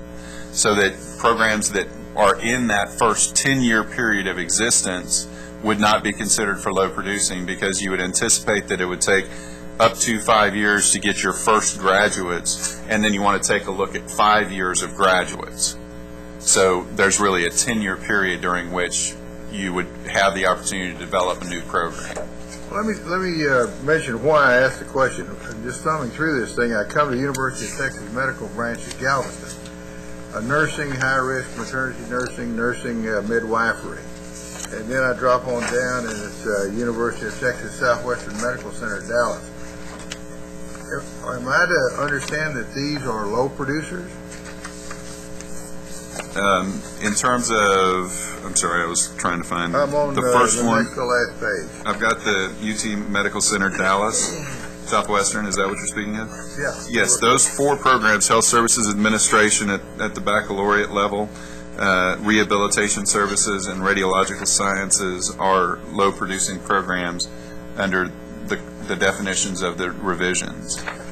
Now, one of the reasons that we are taking the next 6 months to do cleanup is to ensure that the institutions are reporting all of their graduates from particular degree programs in the correct zip code, so that there's no confusion as to whether or not a graduate may have actually been in one program as opposed to another. And there are circumstances where, because of the close nature of the various degree programs, sometimes they're reported one way and sometimes they're reported another, just because of the institutional reporting mechanism. And it's more of a more accidental or a lack of, it's not intentional, I guess is what I'm saying, to misreport it. It's just that there has not been as much attention or focus placed upon it, so I don't think there has been the need for the institution to be that careful about it at times. And now that we are doing that, they are very aware of it, and they are already cleaning this up. We received numerous institutions have already gone through and started cleaning out some of the low-producing programs and putting in phase-outs and consolidations. So we are seeing the effects already, even before the vote. My first reaction was some of these university presidents probably going to have a coronary when they see this thing. I don't think they're as surprised as you might like. I think your surprise will be at a regents and trustee level, because they're going to be totally oblivious to this. Yeah. They're not going to be almost, I would say, almost totally unaware that there's low-performing programs within their institution. Yeah. That's the reason I said I thought they'd have a coronary. Well, if they don't know this, and this shows up. I think you're going to know. Yesterday, I think provosts and presidents are aware of it, but trustees and regents are not. Well, clearly, I don't know anything about it, but it struck me as being very unusual. Well, and this was one of the things. That kind of reputation. You got A&M over here with a bunch of this stuff in there. Every school in the state, I guess. Yes, sir. And that was one of the reasons when we were at the board training meeting in December, that this was one of the issues that I did bring up with the new regents and trustees was to look at low-producing programs because this was an issue that was going to be of significant interest. Mr. Chairman. Yeah, McGregor, and again, I don't know if this goes back, predates new board members, but I don't know how many board meetings this was, but we changed the rules for how we approve new degrees. Yes, and which basically made it less burdensome in terms of the process, and I don't know if I'm saying that appropriately, but a key part of that was that in doing that and easing up those restrictions, that would free up more of our time to do a better job in evaluating the low-producing degree program. So this has been on the table for quite a while. This was started discussed back then, and I guess all I would do is just want to make sure that as we get into it, McGregor, that we really report back to the board, especially on the exemptions and extensions, so that we hold true to what we approved in the way we changed the original approval of new degrees. And we said we were going to do a better job in this. So I just want to make sure we're seeing those where there's exemptions or, where something's positive actions taken, maybe very good reason. Sure. But we need to see, is the process working the way we originally intended when we approved that? And as we go through and do that, starting in February with the first round of data, we will provide you answers on what each of those individual programs that are considered low producing and the actions that are being taken on each of them. I think we've made these rule changes, approved the rule changes on the application for degree programs last July. Yes, so it probably happened just before our new board member joined us. But at the time, the way we characterized it, just to piggyback on what you were saying, is that this is really taking the coordinating board out of the business of a prescriptive specification, so to speak, to a performance specification, and giving institutions more latitude on approving the degrees they think they need to offer in the marketplace, but putting us in the role of making sure those degrees are productive and worthwhile and cost efficient. And as a follow-up to that, I would like, if we don't have the figures yet, McGregor, and I know the estimate today would differ from what it would be once you go through the cleaning up process, but I would like to see if we couldn't come up with, prior to the cost efficiency report, which is due November 1st, an estimate of the cost benefit. And I say cost benefit because it won't always be a savings, it'll be a reallocation of resources, but yet that's still a measurable benefit. I absolutely agree with that. I think that you're right on, because the next question I was going to have is, what is the financial impact of all this? Once you go through it, fine-tooth comb. I know how your mind works. I knew you're good. And again, the challenge, I think that's important. Too long in the oil business. the challenge will be trying to quantify that amount before we actually get down to the hard numbers of the new data that comes in the fall.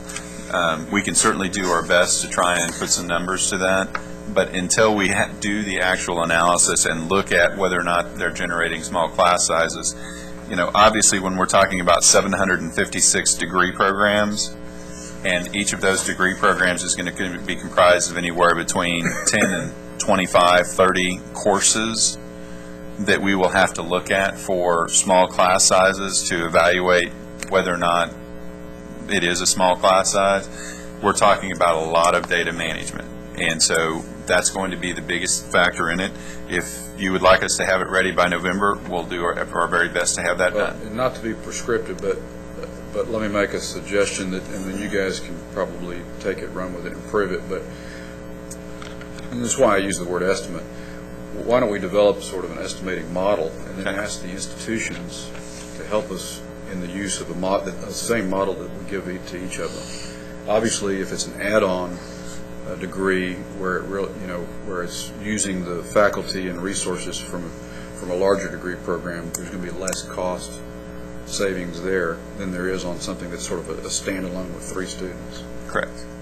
So I understand the complexity, but if we could develop the model, get the institutions to help, and just keep refining it as the data gets better. Absolutely. Well, and I know Susan will be helping us with all of the data questions and trying to tie this into the cost study.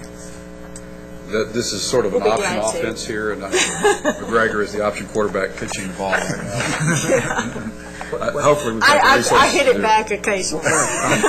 Or she just hits me. What I find encouraging in what McGregor is reporting to us today is the fact that we're already seeing some movement in the right direction among the institutions, and that's significant. They're beginning to recognize the issue and the problems and our concerns, and they're moving to resolve them, and that's what we want to see. And I have one more follow-up really quickly if we have time. One of the other things I would say is to try to, as this goes along, first of all, this is really exciting work. This is a very positive development. And as it goes along, I think it's going to be important for us to try to figure out the externalities that will be affected at a university, where if you're dropping a program and you need less lab space, what happens to that space, or because that's one of the big issues is the space that campuses need and the classroom space and faculty office space. So trying to tease those out, and that adds to the data burden, but that may be an important implication. No, I think you're absolutely right. And, looking at the programs just anecdotally, from an individual basis rather than quantitatively, you see a significant number of physics programs, and that those programs may require some significant lab space at individual institutions. We also have a lot of language programs that often have listening labs and those kind of things that are low producing, and that raises issues in terms of availability of programs and things like that go beyond just the small class size. Yep. So, and it may be good when they're consolidating programs as part of that plan that they have to submit to us to discuss what they do now with that newly utilized space. Sounds good. Great point. Any further questions, members? I have a question. Can we get all these institutions to report these kind of things regularly, because this will keep on going. This is a continuous process. Then our enforcing it, can we have them enforce themselves? Then our spending a lot of time in analyzing the data. Can we have them close their programs and seek this report every 6 months or something? we'll actually be looking at this annually, and we will be basing it on, we will be giving the institutions regular notifications themselves, so that after the third year, if they are on the track to be a low-producing program, we will notify them that the program is on track to be low-producing and that they need to fix that. After the fourth year, they will get a second warning that says, all right, we've only got 1 year left and you need to do something major to get some more graduates out of this program this year. At the fifth year, we notify them that it is a low-producing program and that one of the two actions needs to be taken. They either need to consolidate or to close the program, or request one of three things, request a temporary exemption. In terms of can we push this back to them, I think that is a challenge, because we are the ones that are going to have to evaluate whether or not the small class size is justified, or whether or not there are sufficient students in the courses to allow for this major to continue.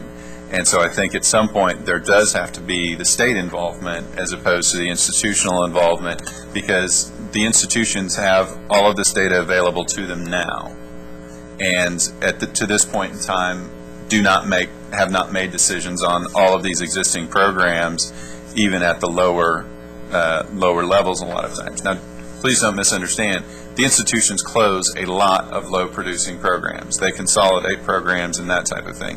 But there are always others that they choose to maintain.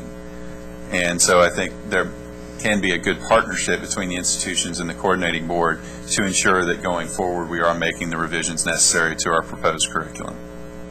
Gregor, as a follow-up clarification from what you just said, I would assume then that programs that we didn't analyze this year, those started in 2000 or more recently, that at the end of 2011 we would add the 2000 programs and go through that analysis in early 2012 as to whether or not they need to take one of those three options. Yes, sir, that's correct. We'll be picking them up, and every time they get to the end of that period, we'll be considering it. It'll actually be considering it after 8 years, because that'll be the third year that they've been having graduates, or what we're anticipating that they would have graduates. So we would pick it up at that point, giving them warnings. Okay. This will take enormous amount of time to analyze the data and tell these institutions that you have to do that. Have we not done this before, or No, sir. do we do it regularly? Did we do it a year ago? We have been providing notifications to institutions of their low-producing programs.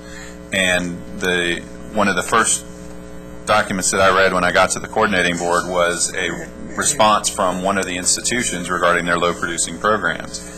And we had notified them of, say, 10 low-producing programs that they had.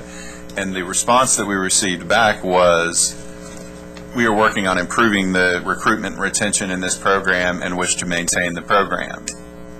And that was the standard response on every single one of the low-producing programs that we got.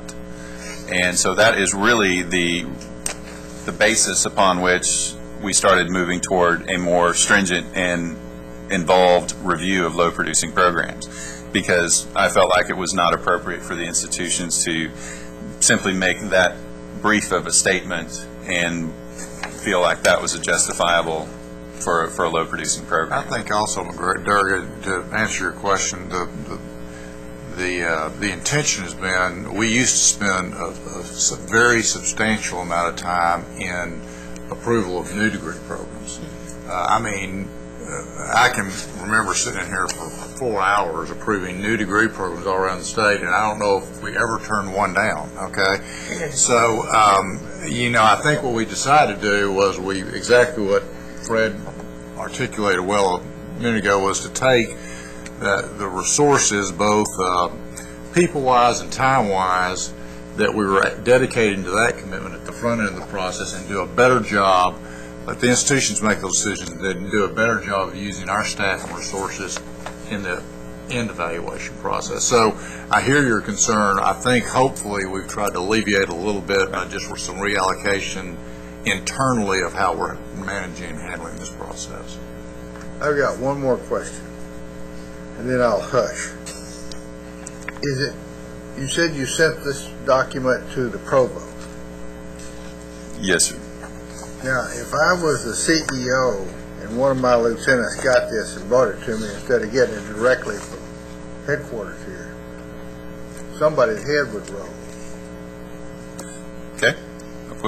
I'll be happy to send it to all the presidents. The only thing I would say is, because of the nature of this is data that we collect from the institutions. Yeah. I know, but now you're talking about really doing something with it. I have spoken directly to the presidents at all the universities and the community college presidents. So they're not going to get a big surprise then? No, sir. This has been a very collaborative process as we've moved forward, and I've certainly not made any secret of where we're going with this.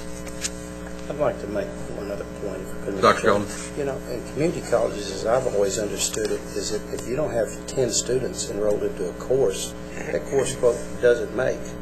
Now, I have seen a lot of collaboration between community colleges in terms of distance learning, where you may have, say, 5 kids at Kilgore College and 5 kids at Panola College, and then you combine those 10 students through distance learning, and the course does make. Now, that can impact the ability to keep these programs intact if you can continually encourage that kind of collaboration. And I've seen it at a community college level. I don't know whether it's happening any other place, but it is happening at that level, I know. There are opportunities like that. The Physics Consortium is probably the most well-known. Physics is the one that we have a hard time making in some of the smaller institutions, and maintaining that open door for students to get that course. Correct, and unfortunately the minimum class sizes for small class sizes is not mandatory and nor prohibitionary. So institutions can have class sizes as small as they allow, as long as they have a justification of, well, the student's graduating, so they have to have this class. The class isn't going to be offered again within the time period before the student graduates. There are a lot of rationales by which the institutions can allow for smaller class sizes.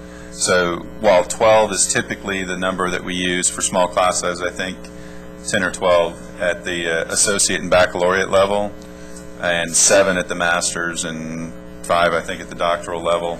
The institutions do make exceptions to those guidelines. But somehow it has been disseminated among at least the community colleges that and a lot of them operate under the assumption that they need 10 students in that class in order for it to make, and I've seen instances where those classes have been actually canceled because of a lack of participation. Yes. And so they are doing some things already. No, and I'm not intending in any way to say this is universal and everything is bad. I'm just saying that there are some things that are already in place that are helping, and I think it's good that we're beginning to identify and disseminate this information so they can police themselves, and that's what we want to see happen. Absolutely. And the institutions have been very supportive of this whole process moving forward and have had very positive comments. The comments that we received for the rule were in large measure positive in terms of recognizing that it may be a challenge, but it's something that ultimately needs to be dealt with. I'd like to add one thing. We just talked about the formulas this morning, and one additional control that I want you to remember is in place. It's institutions are funded by student.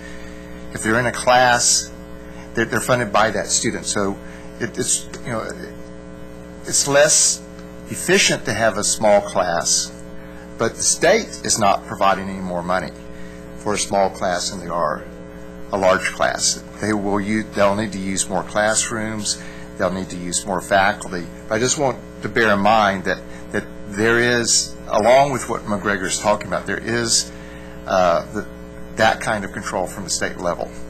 So I just want you to remember that as you go forward. Now, the cost benefit, as I see it, will be to the institutions. Exactly. To improve the productivity of getting students through the pipeline and graduated. That's right, and it's important to recognize that as we've looked at faculty workload before, and part of what is embedded in part of what McGregor has said, but not directly, is that it's really semester credit hour generation, and fields differ. So if chemistry is, you can have really outstanding classes with 500-600 students. I mean, we have some chemists that are extraordinary, but it's really difficult to have that kind of class with writing. You need to have smaller classes. So as you look at departments within an institution, and Susan did this kind of analysis as far as the number of years ago, and actually we have a more updated report that McGregor and Susan's staff have done, which shows differences between departments, which reflects to some extent the nature of the discipline. So that's part of what we'll be weighed in on. But I just wanted to remind you that there is that connection. If there's no further questions or comments, then the chair would entertain a motion to approve this rule. I have one more concern. Burger? Suppose there is a nuclear engineering program that was there in 1975, and then nuclear engineering went completely down. There was no nuclear power plant built, and then we shut down the program. Then nuclear engineering is starting again. Same thing can happen with the petroleum engineering program. Some businesses cycle. How are we going to overcome that problem?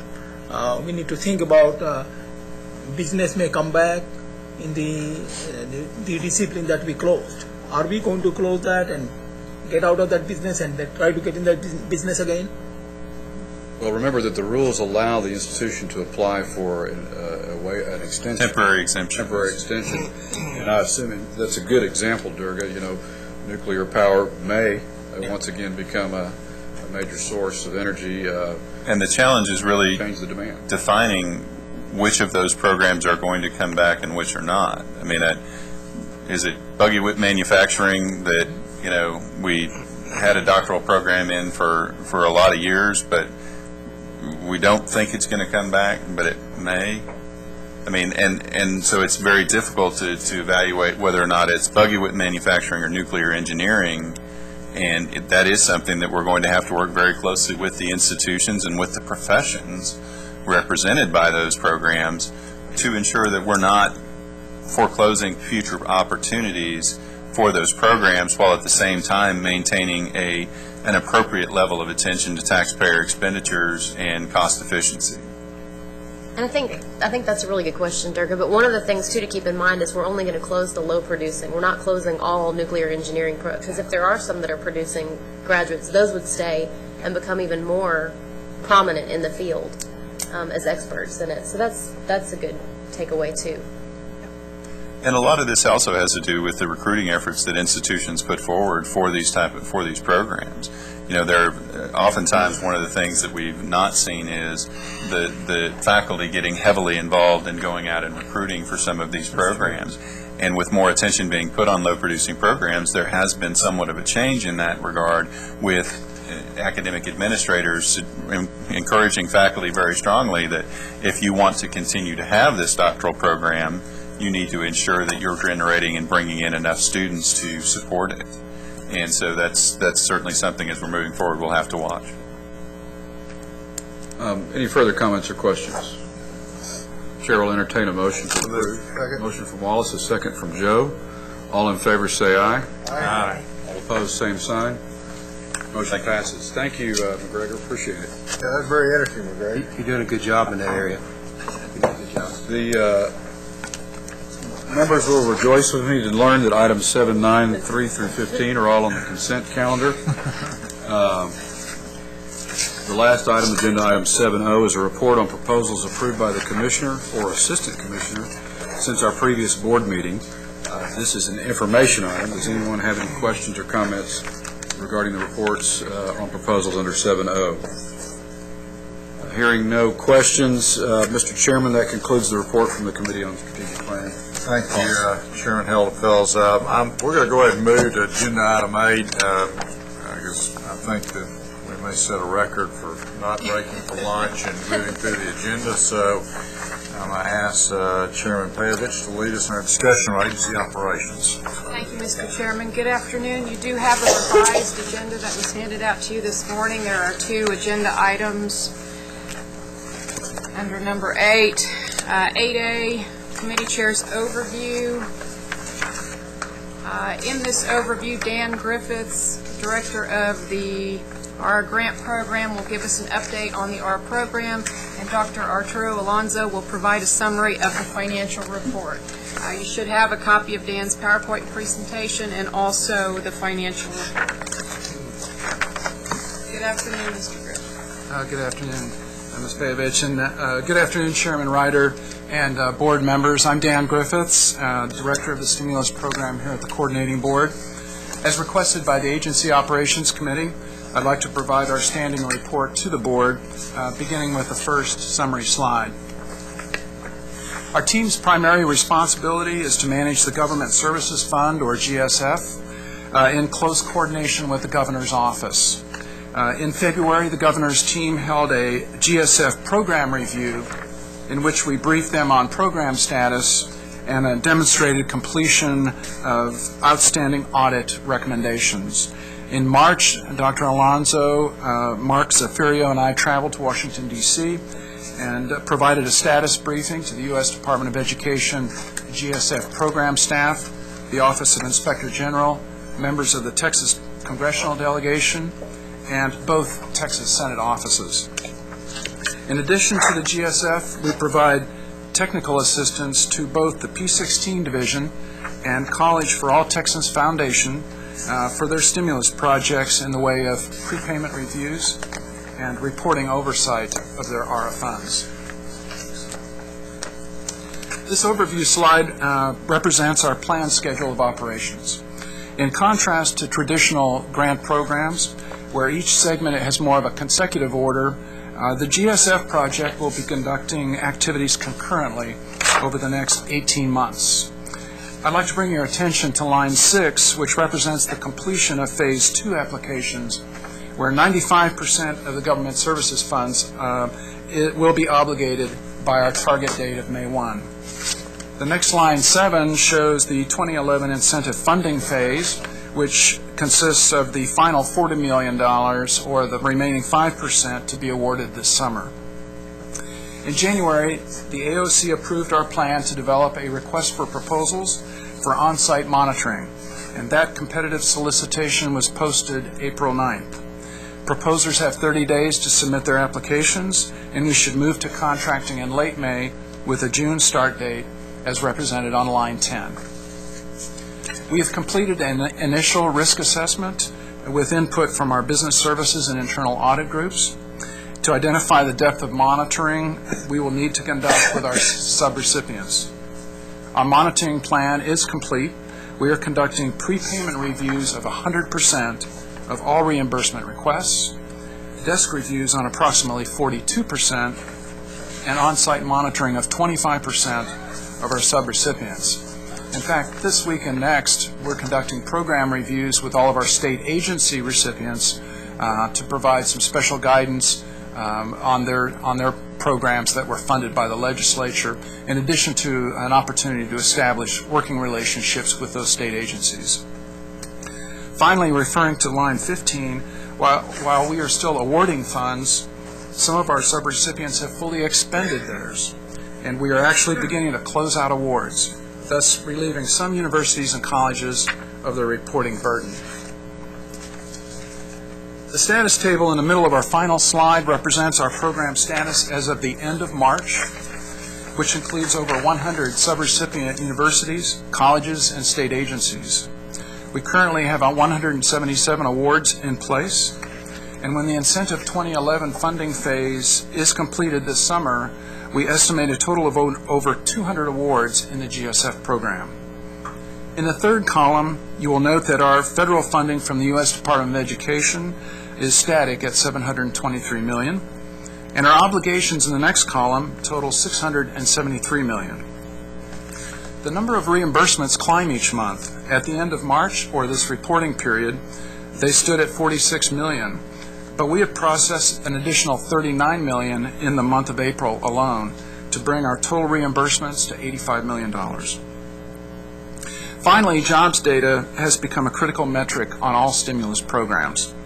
The federal government has adjusted how we capture and calculate jobs created or retained with recovery dollars. In our quarterly report to the Fed, we reported nearly 3,800 FTEs funded under the GSF program.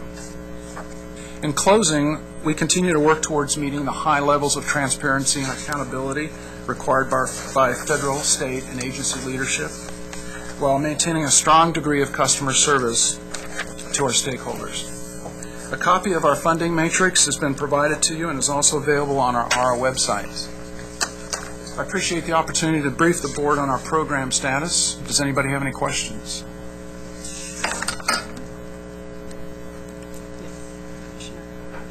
I just have a comment. I wanted to say that I've heard nothing but compliments about the way we have been handling this sum of money. I've heard from people in the governor's office. I've heard from people in Washington that Dan and Arturo and Mark and everybody involved have been doing a great job. So it's very reassuring to know that we're dealing with this very large sum of money that came to us out of the blue, and we had to put together a procedure and a team to do this.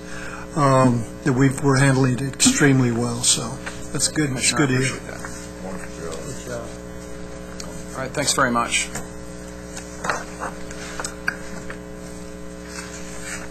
Next, Dr. Alonso will provide the board a summary of the financial report. Dr. Alonso. Thank you, Madam Chair. The report was sent to you with the board material that was mailed to you a couple of weeks ago, and it is the quarterly report that you have. The quarterly report that you have before you is as of the end of March, as of March 31st, which is the latest full month that we have full figures for. And this report, as I have reported before, has been in development for about a year now, more or less. We continue to refine and to improve, working with the chair of the AOC committee. We had initially input from other board members. And normally we present this report to the AOC, but as you all know, this quarter the AOC was canceled, so the chair has asked that I bring it to the full board. We usually review this report with the chair, with Ms. Bailick. We address any questions and concerns that she has, go over the details, and while I don't intend to go over all 11 pages of the report, I would like to make a couple of points that I think are pertinent for you to realize. Number one is that the budgeted amounts that you have in that report are prior to the adjustments for the 5% that we are working on. Those have not been made yet because frankly, we have not heard back from the leadership as to what what part of our plan is going to be accepted. We've had some meetings. We hope to hear from them soon, but there will be some of the adjustments will be taken in FY10 with the rest of them in FY11. And we continue to work with the state leadership. The second point is that we continue to work on the section that details the budget adjustments. This has been one that the chair has asked for additional comments and footnotes. We continue to improve that. Hopefully we will get her the information that she wants and that she needs. There are a lot of questions on that, but we continue to make progress on that. The third point is that we budget we manage the budget, at the strategy level. So where in some of the strategies you may see some overages, what we do is we manage it so that make sure that the strategy itself is not overspent and have the authority to move the funds around within the strategy. The last point is that this report has been automated. We are able to go in and pull it out at different times and work with it and make the necessary changes. And so that has been of tremendous help. On page 9, you see that we have provided, at the chair's request, a summary of the audit funds, which is sort of more detail of what Mr. Griffith just went over, but it's down to the detail level of where those funds are going, and we track those very, very closely. It is my estimation, a good report. I use it as a management tool from staff. I ask a lot of questions, and obviously we answer a lot of questions when we send it to the chair. So I will be glad to answer any questions that may be specific to the report. Are you saying I have a lot of questions Well, as a reporter about these? I'm saying that if you have them, we answer them, Madam Chair. Well, I will say staff has been extremely responsive to my questions and my modifications on the report, so thank you for that. Are there any questions on the financial report? I noticed that one of the things that we're providing, which I was glad to see, was the page 11, the loan principal receivable aging. And we may not be prepared today, but perhaps at our next meeting, if there's any updates, particularly on those that are 1 year or more past due, how our collection strategies and working with the AG and okay. is going. Yes, and in fact, the one item that we are bringing forth for action by the full board relates to that. And I mean, I'm not going to go over the specifics of the collections, but it relates to how the AG is handling that. Okay. And we'll be glad to make a more detailed report next time. So yeah, let's do that for the next. We'll do that. Any other questions? With that, I'll move on to the next agenda item 8B, consideration of adopting the Commissioner's recommendation to the Board regarding a request for approval to amend the current purchase order to increase the usage of document execution service fees not to exceed $750,000 for judgment portfolio through fiscal year 2011. Dr. Alonso. Thank you, Madam Chair. This item, this information is provided to you behind the I would call it yellow page, but Mary Lou says that I must refer to it as goldenrod. So to be technically correct, it is behind the goldenrod page that you have in front of you. At the October, and that was a great segue there, Fred, at the October 2009 meeting, the board approved a memorandum of understanding, an MOU between the coordinating board and the Office of the Attorney General for us to transfer the litigation and collection of delinquent student loans for the 2010-2011 biennium to the Attorney General's office. The primary, not the only reason, but the primary reason that we gave and that we were assured, very sure was going to pay off, was that the transfer of this services to the OAG would bring about an increased efficiency in the collection of those delinquent loans. This agenda item is the first of what I am sure will be many improvements that the Office of the Attorney General will recommend to us. because this contract for document execution, which is serving people, and if we get into the legalities of it, I'm going to call him Mr. Franz, but it is serving the subpoenas, I guess, if you will, or the judgments to the delinquent borrowers. It has in the past we were doing it by certified letter or by correspondence. The OAG says that it is not an efficient way. You run into problems when you finally do go to court because there are people that claim that they never signed for it or that somebody else signed for it. It was not them, and so forth and so on. So they have recommended that we go to a servicing, personal servicing of those subpoenas. In other words, that the Lone Star servicing company that we use would actually go in person and serve those subpoenas. And I don't know if I'm using the word subpoena correctly, but it served the notice, I guess. And here comes Bill in case I'm venturing into areas that are not beyond me. Bill, is this? Thank you. Real quickly, what has happened in this area of the law is that about 6-7 months ago, a judicial decision was rendered that made it clear that at least in one area of the state, judges would no longer accept anything except personal service.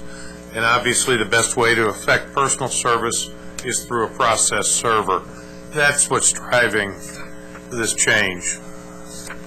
If there's any other questions, I'll be pleased to try to respond. So while this is the most efficient way, and at the recommendation of the Office of the Attorney General, it is also more expensive. It will double the amount that we're paying per execution, per service. And so what we bring before you is a request to amend the contract for the rest of the rest of the biennium up to $750,000, which is the amount that we don't think that we'll use all of it, but that is the amount that we would like to, in case we have, in case they really get good and start serving a lot. And so we request to amend the contract and to allow us to go up to that amount at the increased cost. While we pay for it, eventually that money is collected from the borrowers who have the judgment put against them. And so these monies are not budgeted. They come through the bond proceeds and then eventually are collected back from the delinquent borrowers. So we request your favorable consideration, and we're glad to answer more questions. Yes, sir. I just have a quick logistical question. Are we ordering the process service, or does the AG order it and bill us? This one here, because it was in place before we got approval for the MOU with the Attorney General, we kept it in place, so it's our contract. We plan to, when the biennium is over, hopefully turn it over to them and let them handle it. So for the duration of this contract, they are telling us you need to serve so-and-so, and we instruct the vendor to do so. Well, no, I think they do the servicing. Is that right, Bill? I believe I wish Dan were here, but I believe that the Attorney General is actually the one handling that facet of this. But the vendor then bills us, and then that'll change. Yes, sir. That's correct. At the end of the biennium, yes, sir. And we'll recoup that money once the borrower, assuming they have any assets. Assuming that they have anything to pay us back with, we could possibly recoup that expense after litigation. I think it goes back to Fred's first question, that is, over time, it'll be interesting to watch what's our success in terms of our collections, having made this change to the AG. I think it's going to take several years to kind of see what that impact is, but that gets back to exactly what you're saying, Dr. Pilgrim. Other questions? Not, may I have a motion? So moved. Second. All in favor say aye. Aye. Those opposed? Motion carries. Mr. Chairman, this concludes the Committee on Agency Operations section of the board agenda. Thank you, Ms. Savage. There being no further business, I would love to entertain a motion showing that we are adjourning at 12:35. Second. So do I have a motion? So moved. Dr. Golden, second. Wallace. All those in favor indicate by saying aye. Aye. Mr. Chairman, I would like to, I have to really, you have to give me a little credit, because I didn't ask as many questions. So I deserve a little credit for this meeting. No, but the one thing, but I also want to give you